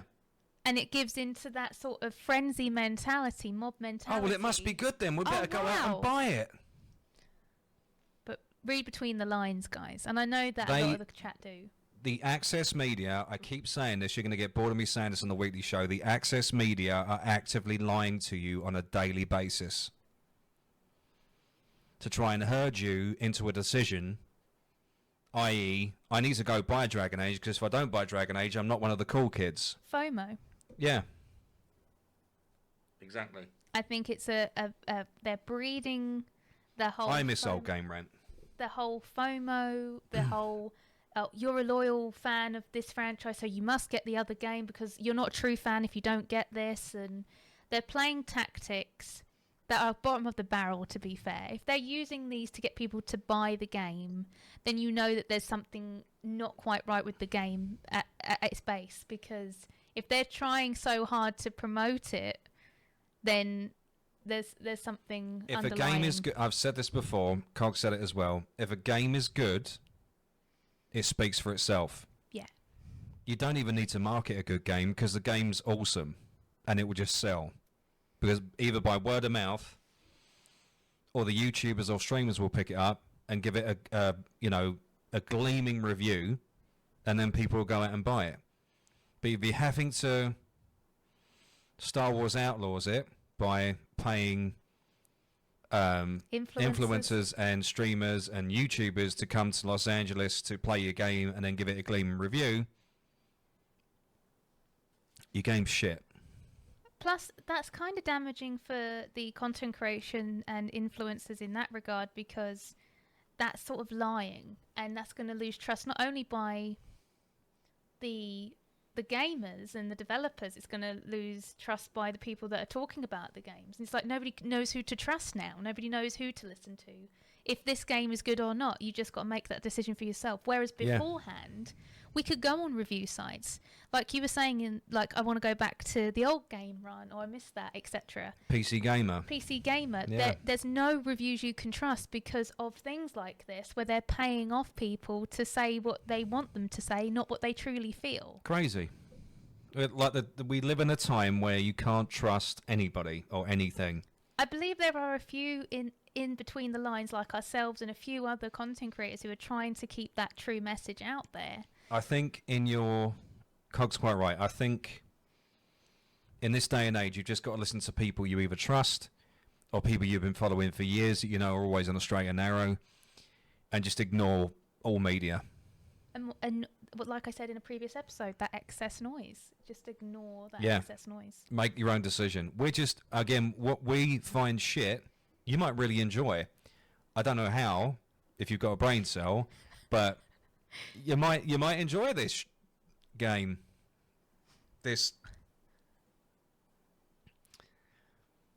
Yeah. You might. You might enjoy it.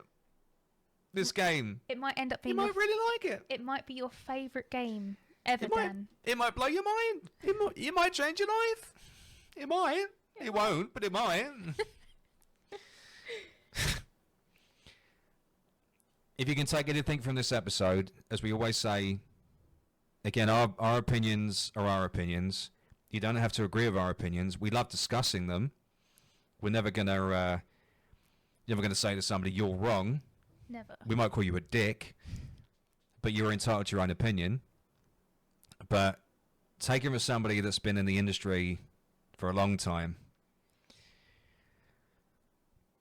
and the industry's fucked. I've never seen anything like this. I was a developer during the recession, like the bad recession back in 2008, and I've never seen anything like this. This is bad. This is the end for studios that we've grown up with and loved. This is the end days for them, because EA will just fuck them off.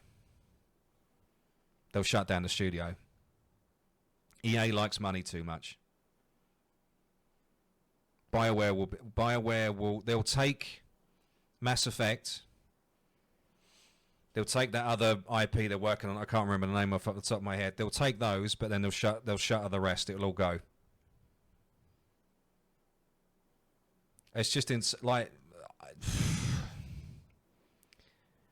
I don't understand the way of thinking. I've not done for a long time, and the more that I've dug into it, and the more that I've read both sides, and the more that we've looked at different takes, reviews, and Matters of opinion, and the stuff that's coming out of different studios. The industry's fucked. The Western industry. They've got a lot of cleaning up to do. If not, Asian studios, man, they're flourishing. They're giving people promotions and opening new studios, but Western studios are fucked.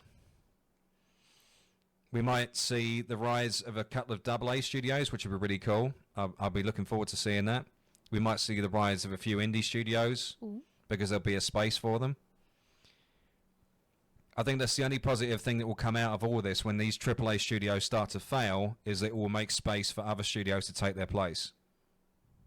And we just got to hope that the studios that do take their place are not run by blue-haired nutjobs that actually listen to the gamer space and make games for the sake of making games and not pushing a political message.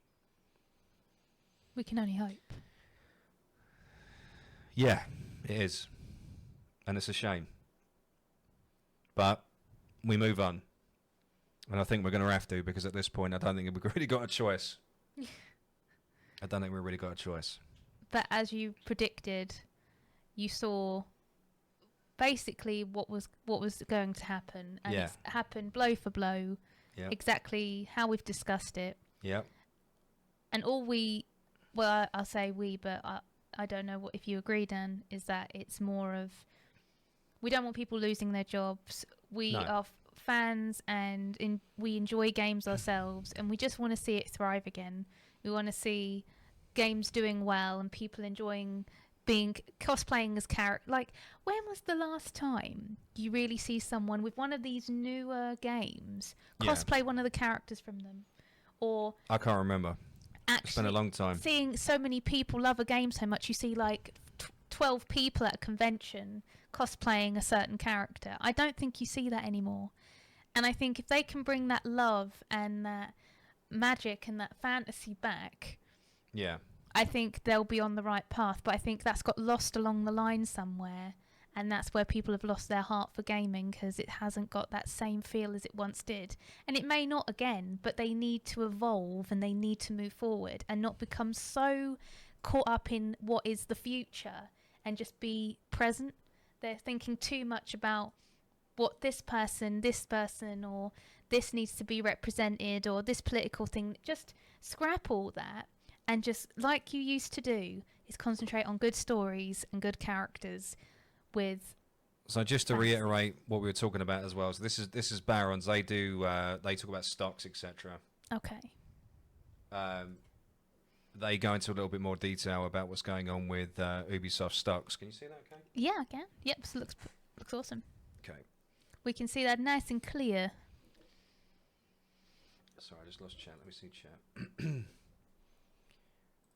So, since the announcements of the potential Tencent buyout, the stocks have surged by 30%, which is what we predicted would happen. When Bloomberg get involved, the deal's already happened. I mean, as I said, this is all, they're all saying it's conjecture and will it happen? This has already happened. The deal's already been struck.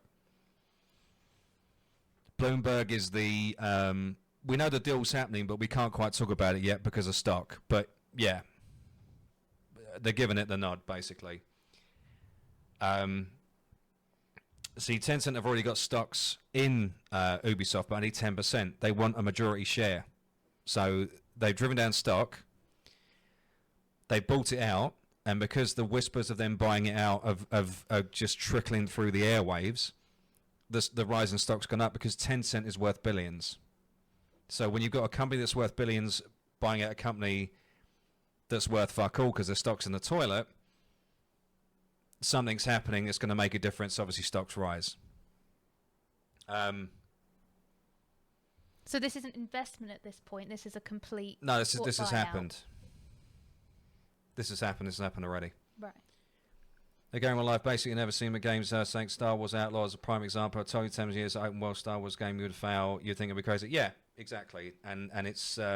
If you mention half of the games that have been talked about, you'd think...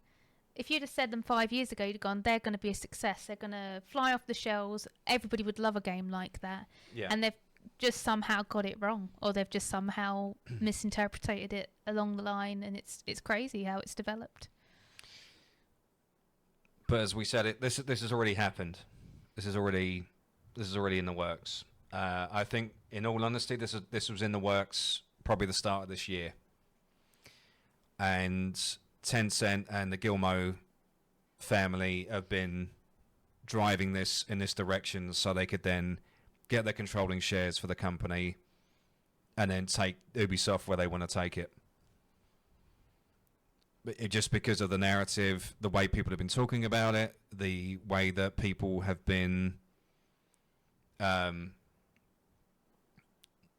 basically and ahhing, and there's too much talk for it not to have happened already.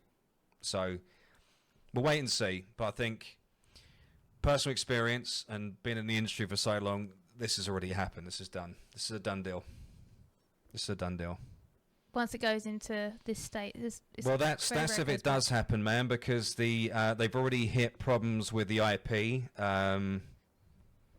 Something to do with control and share.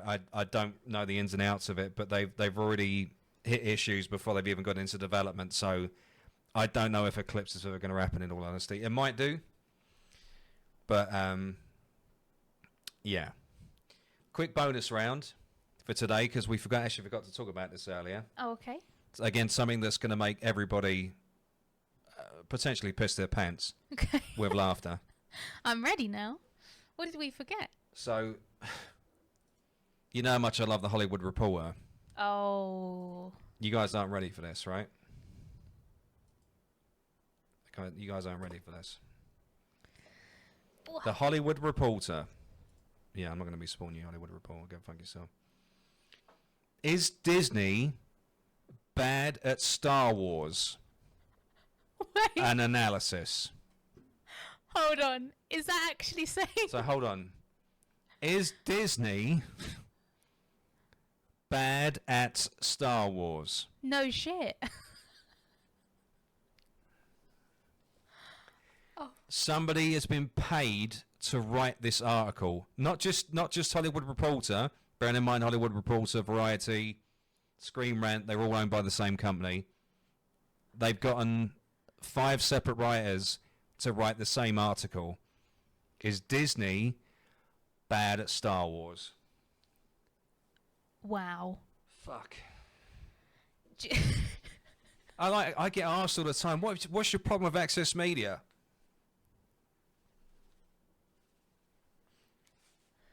Do we need to explain? That's right there, motherfucker!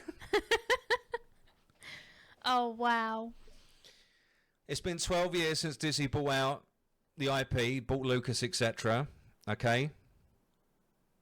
And they're now saying that it has too many broken... Yeah, no fucking shit.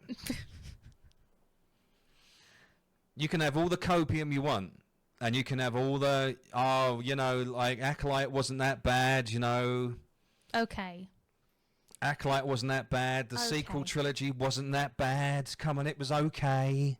It wasn't that bad. Don't worry, Amandla. It's okay. You know, Solo wasn't that bad, you know. It wasn't all that bad.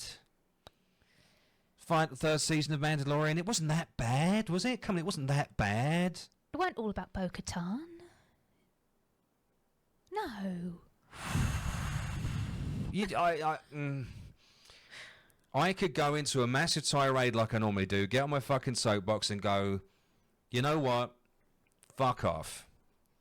But we're going to read this article step by step, just so you can see how well it's written and what a fucking idiot James Hibbert is. I hope you're ready. Buckle up. I don't think we are. There's an exchange in Star Wars The Force Awakens where Rey and Finn are fleeing from stormtroopers and searching for a way to escape. Rey spots the legendary Millennium Falcon, declares it looks like garbage, and then quickly reconsiders the garbage will do. Increasingly, that's the attitude about some Star Wars fans have about Disney's Star Wars programming. Look, we all know this isn't fantastic anymore, but Star Wars is still Star Wars, and therefore it will do. It will do. That'll do, pig. That'll do. It'll do? It'll do. To be fair, Disney Star Wars shows and movies remain far from space junk. Their titles typically get glowing reviews from critics. Oh, fucking it. It started already. Glowing reviews from critics? They get glowing reviews from critics that were paid to give glowing reviews. Shills. Access Media. Like your fucking self, James. Shut the fuck up. What a twat. And generate box office returns and streaming ratings that other studios would envy. They'd envy, Dan. They'd envy the Acolyte numbers, would they? Alright, okay. Alright. So they envy them so much that the show got cancelled. And The Mandalorian Season 3 got such good numbers that they didn't make a Season 4. And the last 2 episodes of Ahsoka, the numbers were so bad. It's going to take them 2 years to make the Ahsoka show. We won't even fucking remember what the first one was about. Something seems out of place here. It's not even us being toxic anymore. I mean, not that we were being toxic in the first place. It's just people are fucking moronic, man. Come on, man. Like, seriously. So let's run through Disney's Star Wars legacy to date, from The Force Awakens to The Acolyte, and see what conclusions might be drawn. I can't. Because several aspects of its company's track record admittedly look shaky. Shaky. Right. Shaky, alright, okay. Shaky. That's like saying soft. Like alright, okay, right. Yeah, go on. A 5-movie franchise that was halted after its box office returns trended the wrong...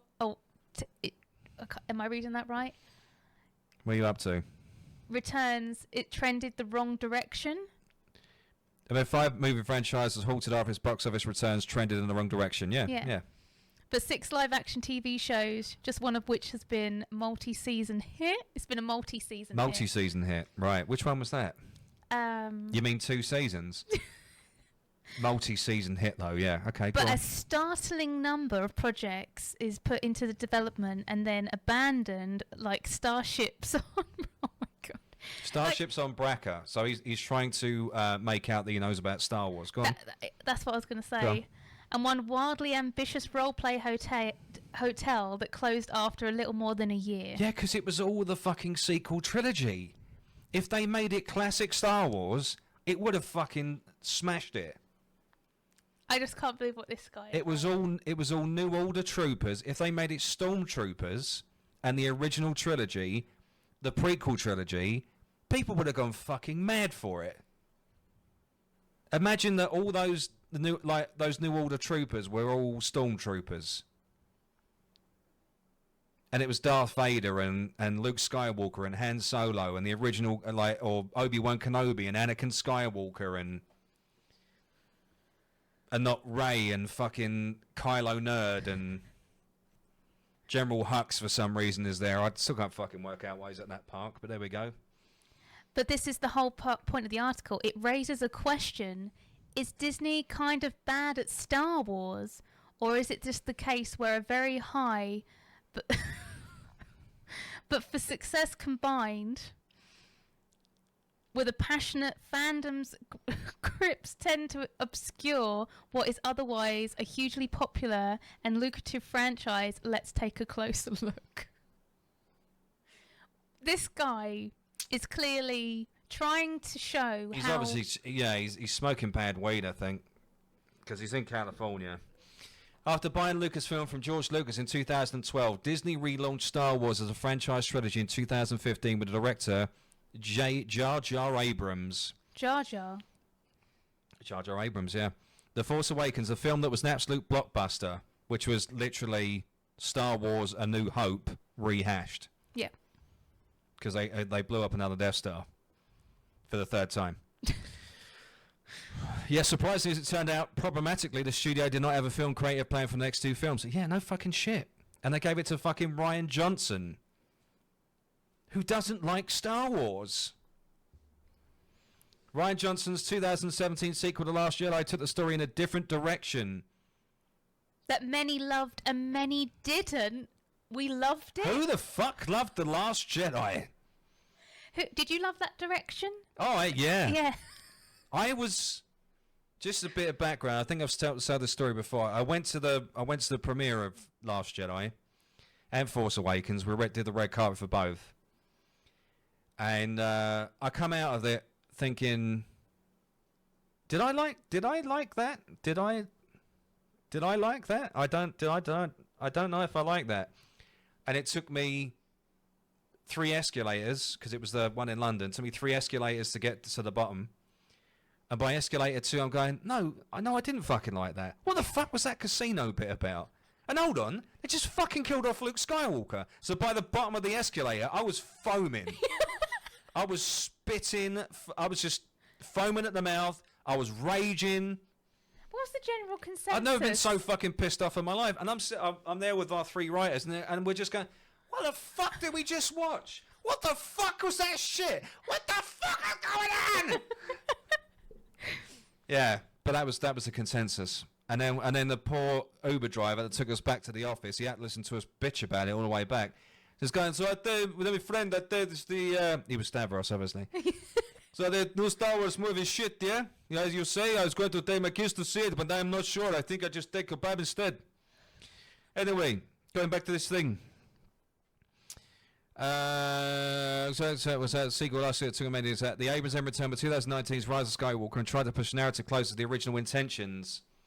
Comedians learn to improv class and always say yes and to any idea introduced here in the show, no matter how challenging the studio and Abrams, Jar Jar Abrams' reaction to The Last Jedi was more like, no, actually, Rey is a nobody, but no, actually, she's really a Palpatine.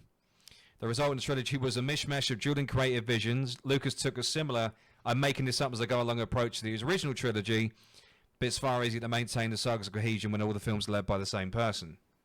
Indeed. Oh, we didn't see that though. We wouldn't, us as fans, we wouldn't think that. We wouldn't think logically to, keep exactly, the story. Yeah, the Imperial Remnants. That would have been fucking cool. What the fuck are like? So the films.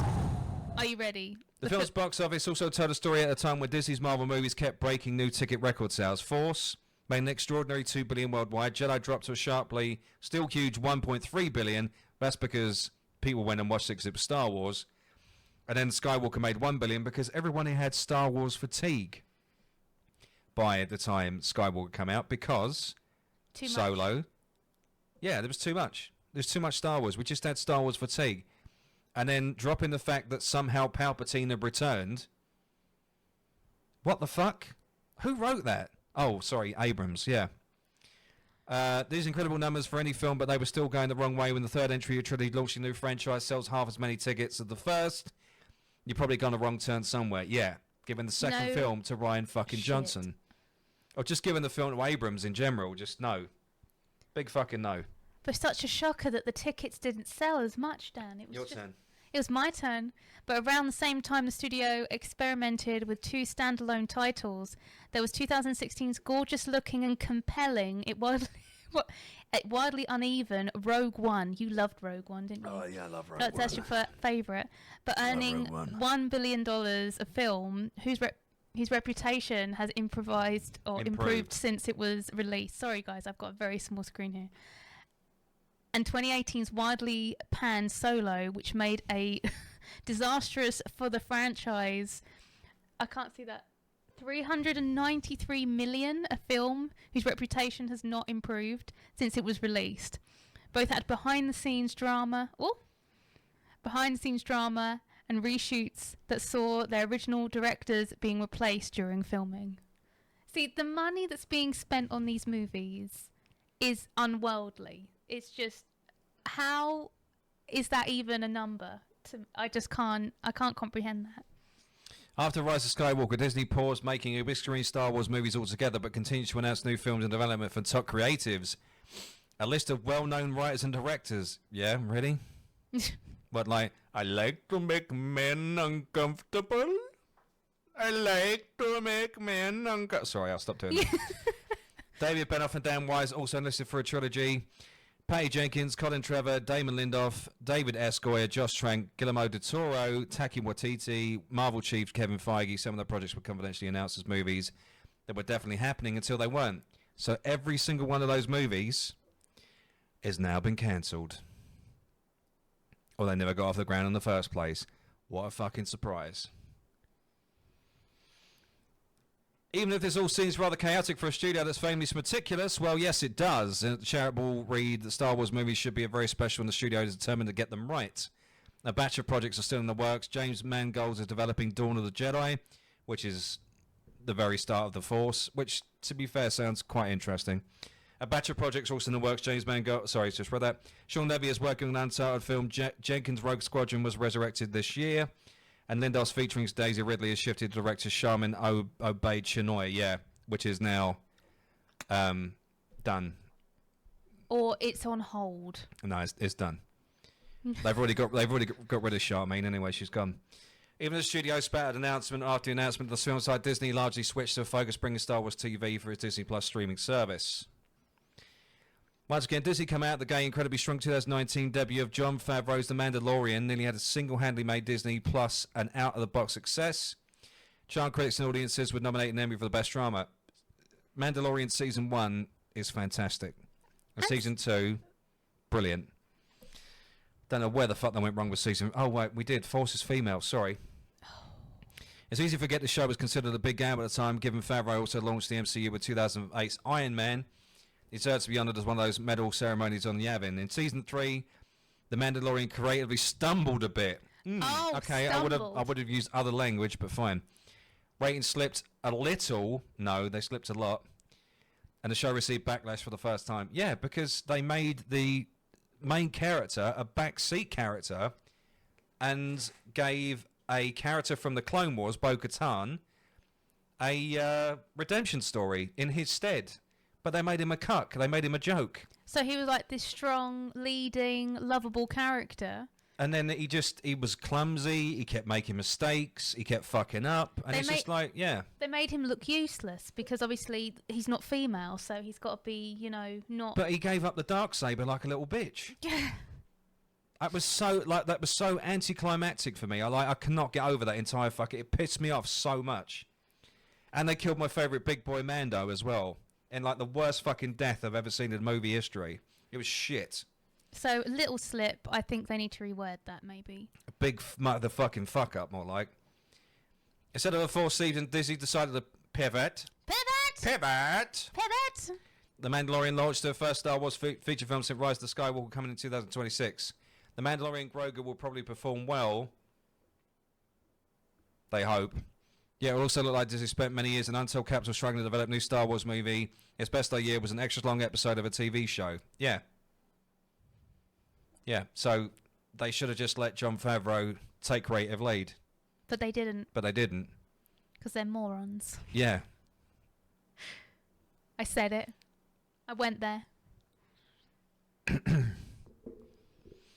And then took the episodes from Book of Boba Fett and gave it to him instead. Yeah. Which cheapened Boba's character. Boba Fett's fucking awesome. Again, you don't really... if you never read the expanded universe or read the comics, you don't know how awesome Boba Fett is, but he's fucking awesome. He's a great cat. He's got so much depth to his character, and they made him like a footnote, and then they gave him his own show, and it's like, I don't know. I don't even where to fucking start.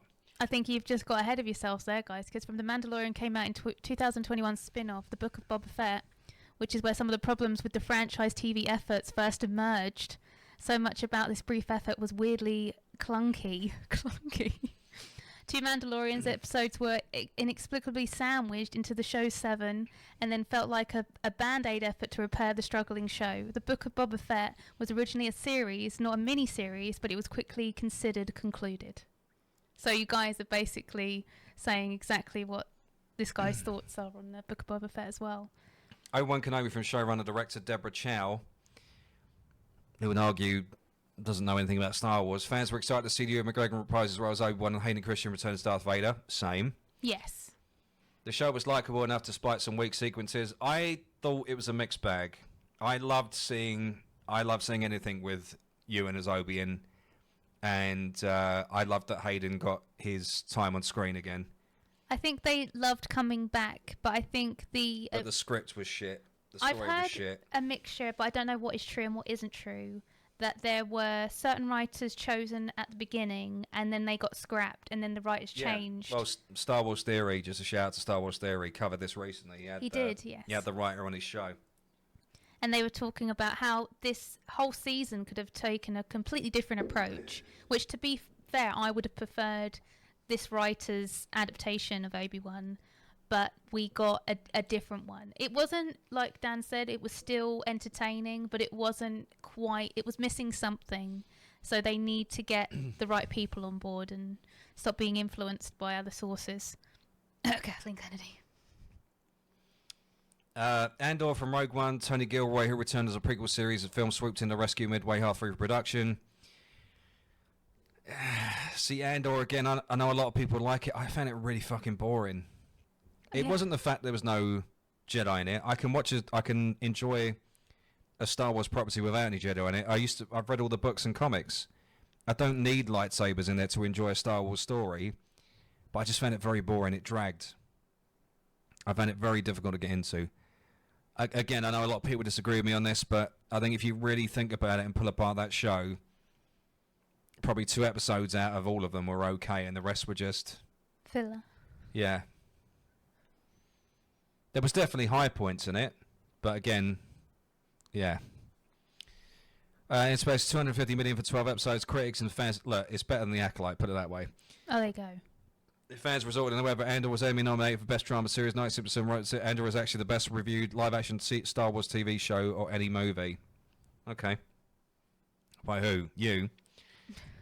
Andor's rating did not fully reflect this esteem. It aimed at 624 million minutes before falling into the 400 million range for subsequent weeks, then jumping back to 674 million for its finale. There will be a second season in 2025 to conclude the story. Gilroy originally pitched the show for 5 seasons and has said its decision to shorten the project. It would not be surprising if Andor's ratings pop for season 2 as more casual Star Wars fans discover the show. All right, maybe. And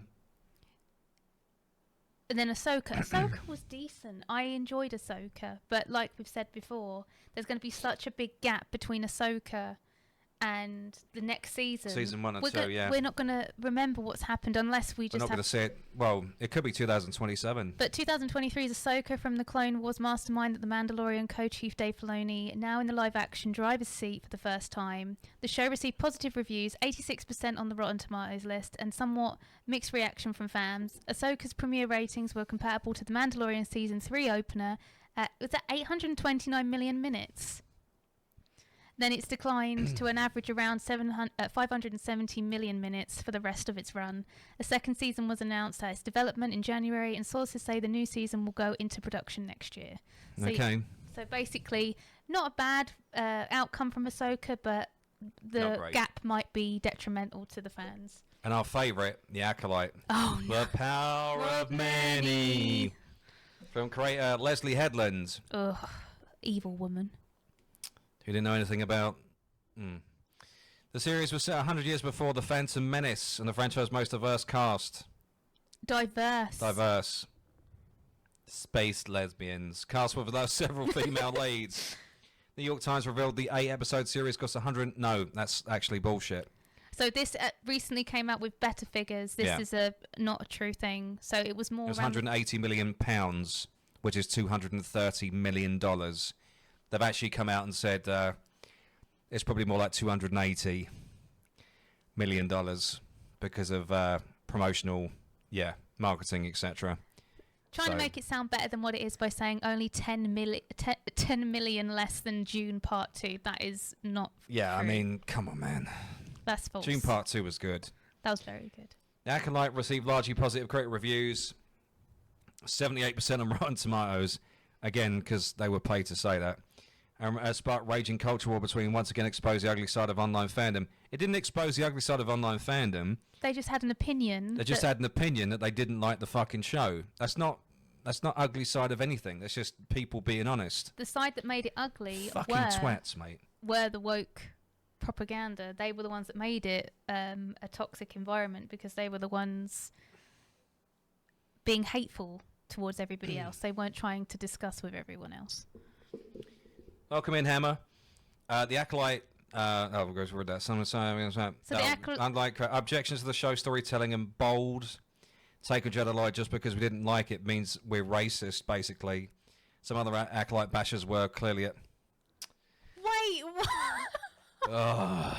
It's starting, guys. It's starting. Oh my god. I'm not even going to read that. I'm not going to give that the time of day. No.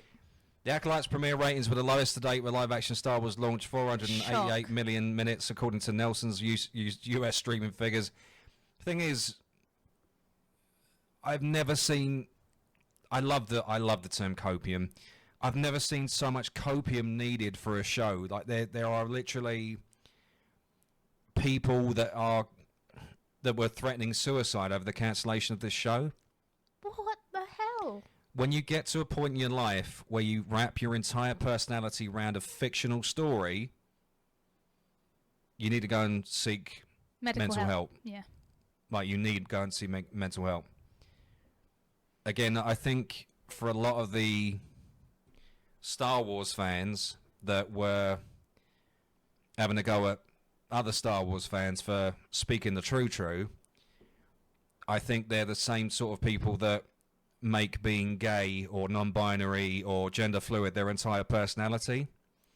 So they need something like the Acolyte, which they see themselves in, mirror image, and because they see themselves in this show,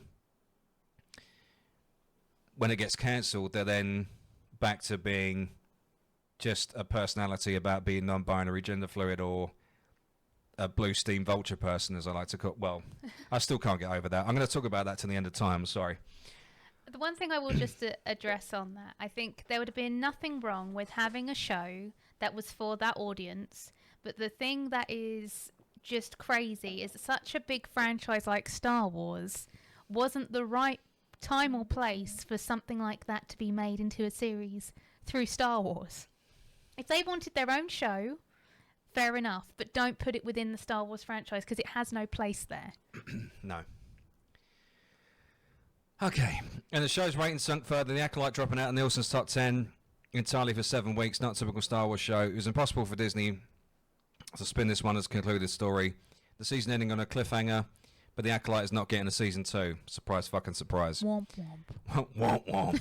The cancellation has been portrayed as some as offenders of baffling, even conspiratorial, but the show's ratings, trend, and reception of the pragmatic decision on the studio's part. It was down to ratings. Nobody fucking watched it. There's no weird conspiracy behind it. It's down to ratings. The show sucked. Nobody watched it. End of fucking story. There's been many shows that have had not good reception and they've just took off the air, but they've not had half the outroar or half of the response as the Acolyte did. On Disney, on December 3rd, Disney's launching John Watts and Christopher Ford's Skeleton Crew. I think this has been made. I think it's made for kids. I'll try it, but I've not got high hopes. Which I think we're going to see a group of young Jedi, and then, I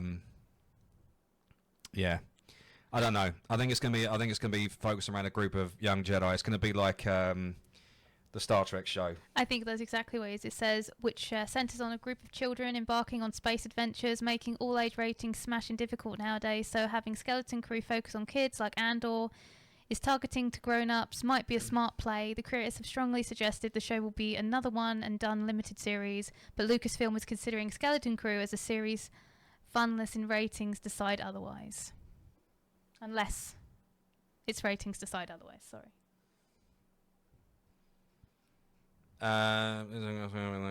Right, so it just kind of drones. This is just droning on now. So it goes over everything that we already know, but it definitely... So this is how he rounds it up. But here's the question: Could Disney be better at Star Wars? Well, clearly yes. The company's live-action movies and TV efforts on average could be better. In 2018, Disney's CEO Bob Iger admitted the company made a mistake with Star Wars, making movies a little too much, a little too fast. After Iger's temporarily left the company in 2020, Disney's Lucasfilm arguably made the same error again on the TV side. Lucas famously instructed his actors to be faster and more intense, but that doesn't typically work for a franchise strategy. As Marvel has discovered as well, it's unclear if Star Wars requires more or less, more than empire, cooperative oversight, more or more rebellion-like creative chaos. But fucking hell, the way this guy writes is awful. It's all over the place. But it's long seemed like there's somehow too much of both, which has resulted as a master plan that's constantly being rewritten and content that sometimes feels undercooked and clunky. It's not the fault of the fans; they increasingly have a bad feeling about this. Well, I mean, at least he's been honest there. He didn't need to write all that racist bollocks up the top. And it also, if you read this, take a shot every time he says the word clunky. I think he likes that word. He likes the word clunky, yeah. But any criticism from the sidelines, however, should be tempered with one final point. You can take the final point. What's the final point? Making a successful Star Wars project is really hard. Marvel movies, with their iconic stable of heroes who can be portrayed by different actors, are arguably easier.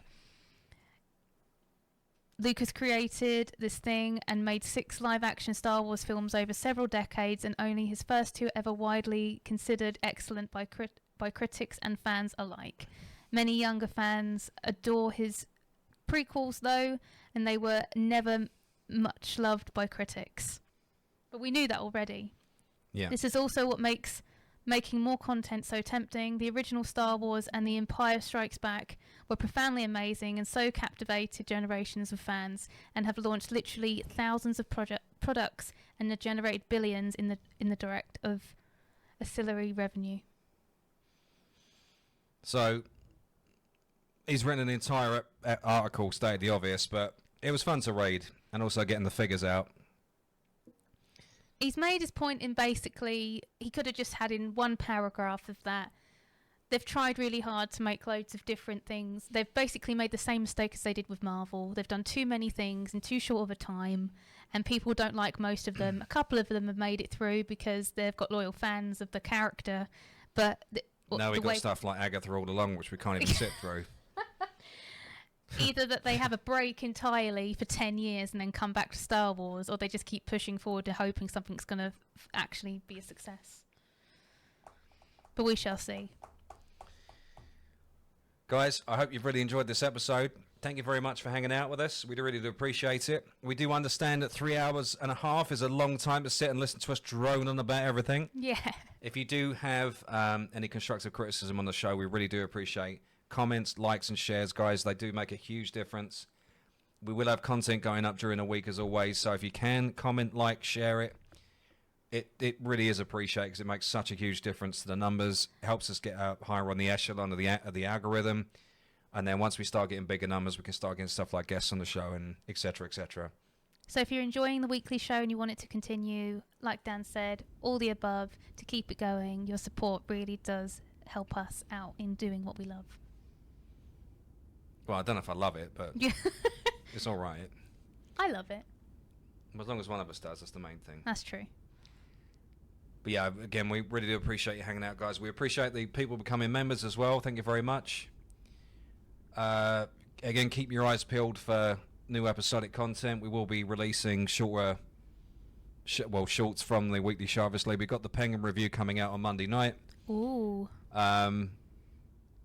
More bite-sized videos, just in case you have busier lives and you can't sit down and watch the whole 3-hour episode. You can see some things that we want to talk about after the episode.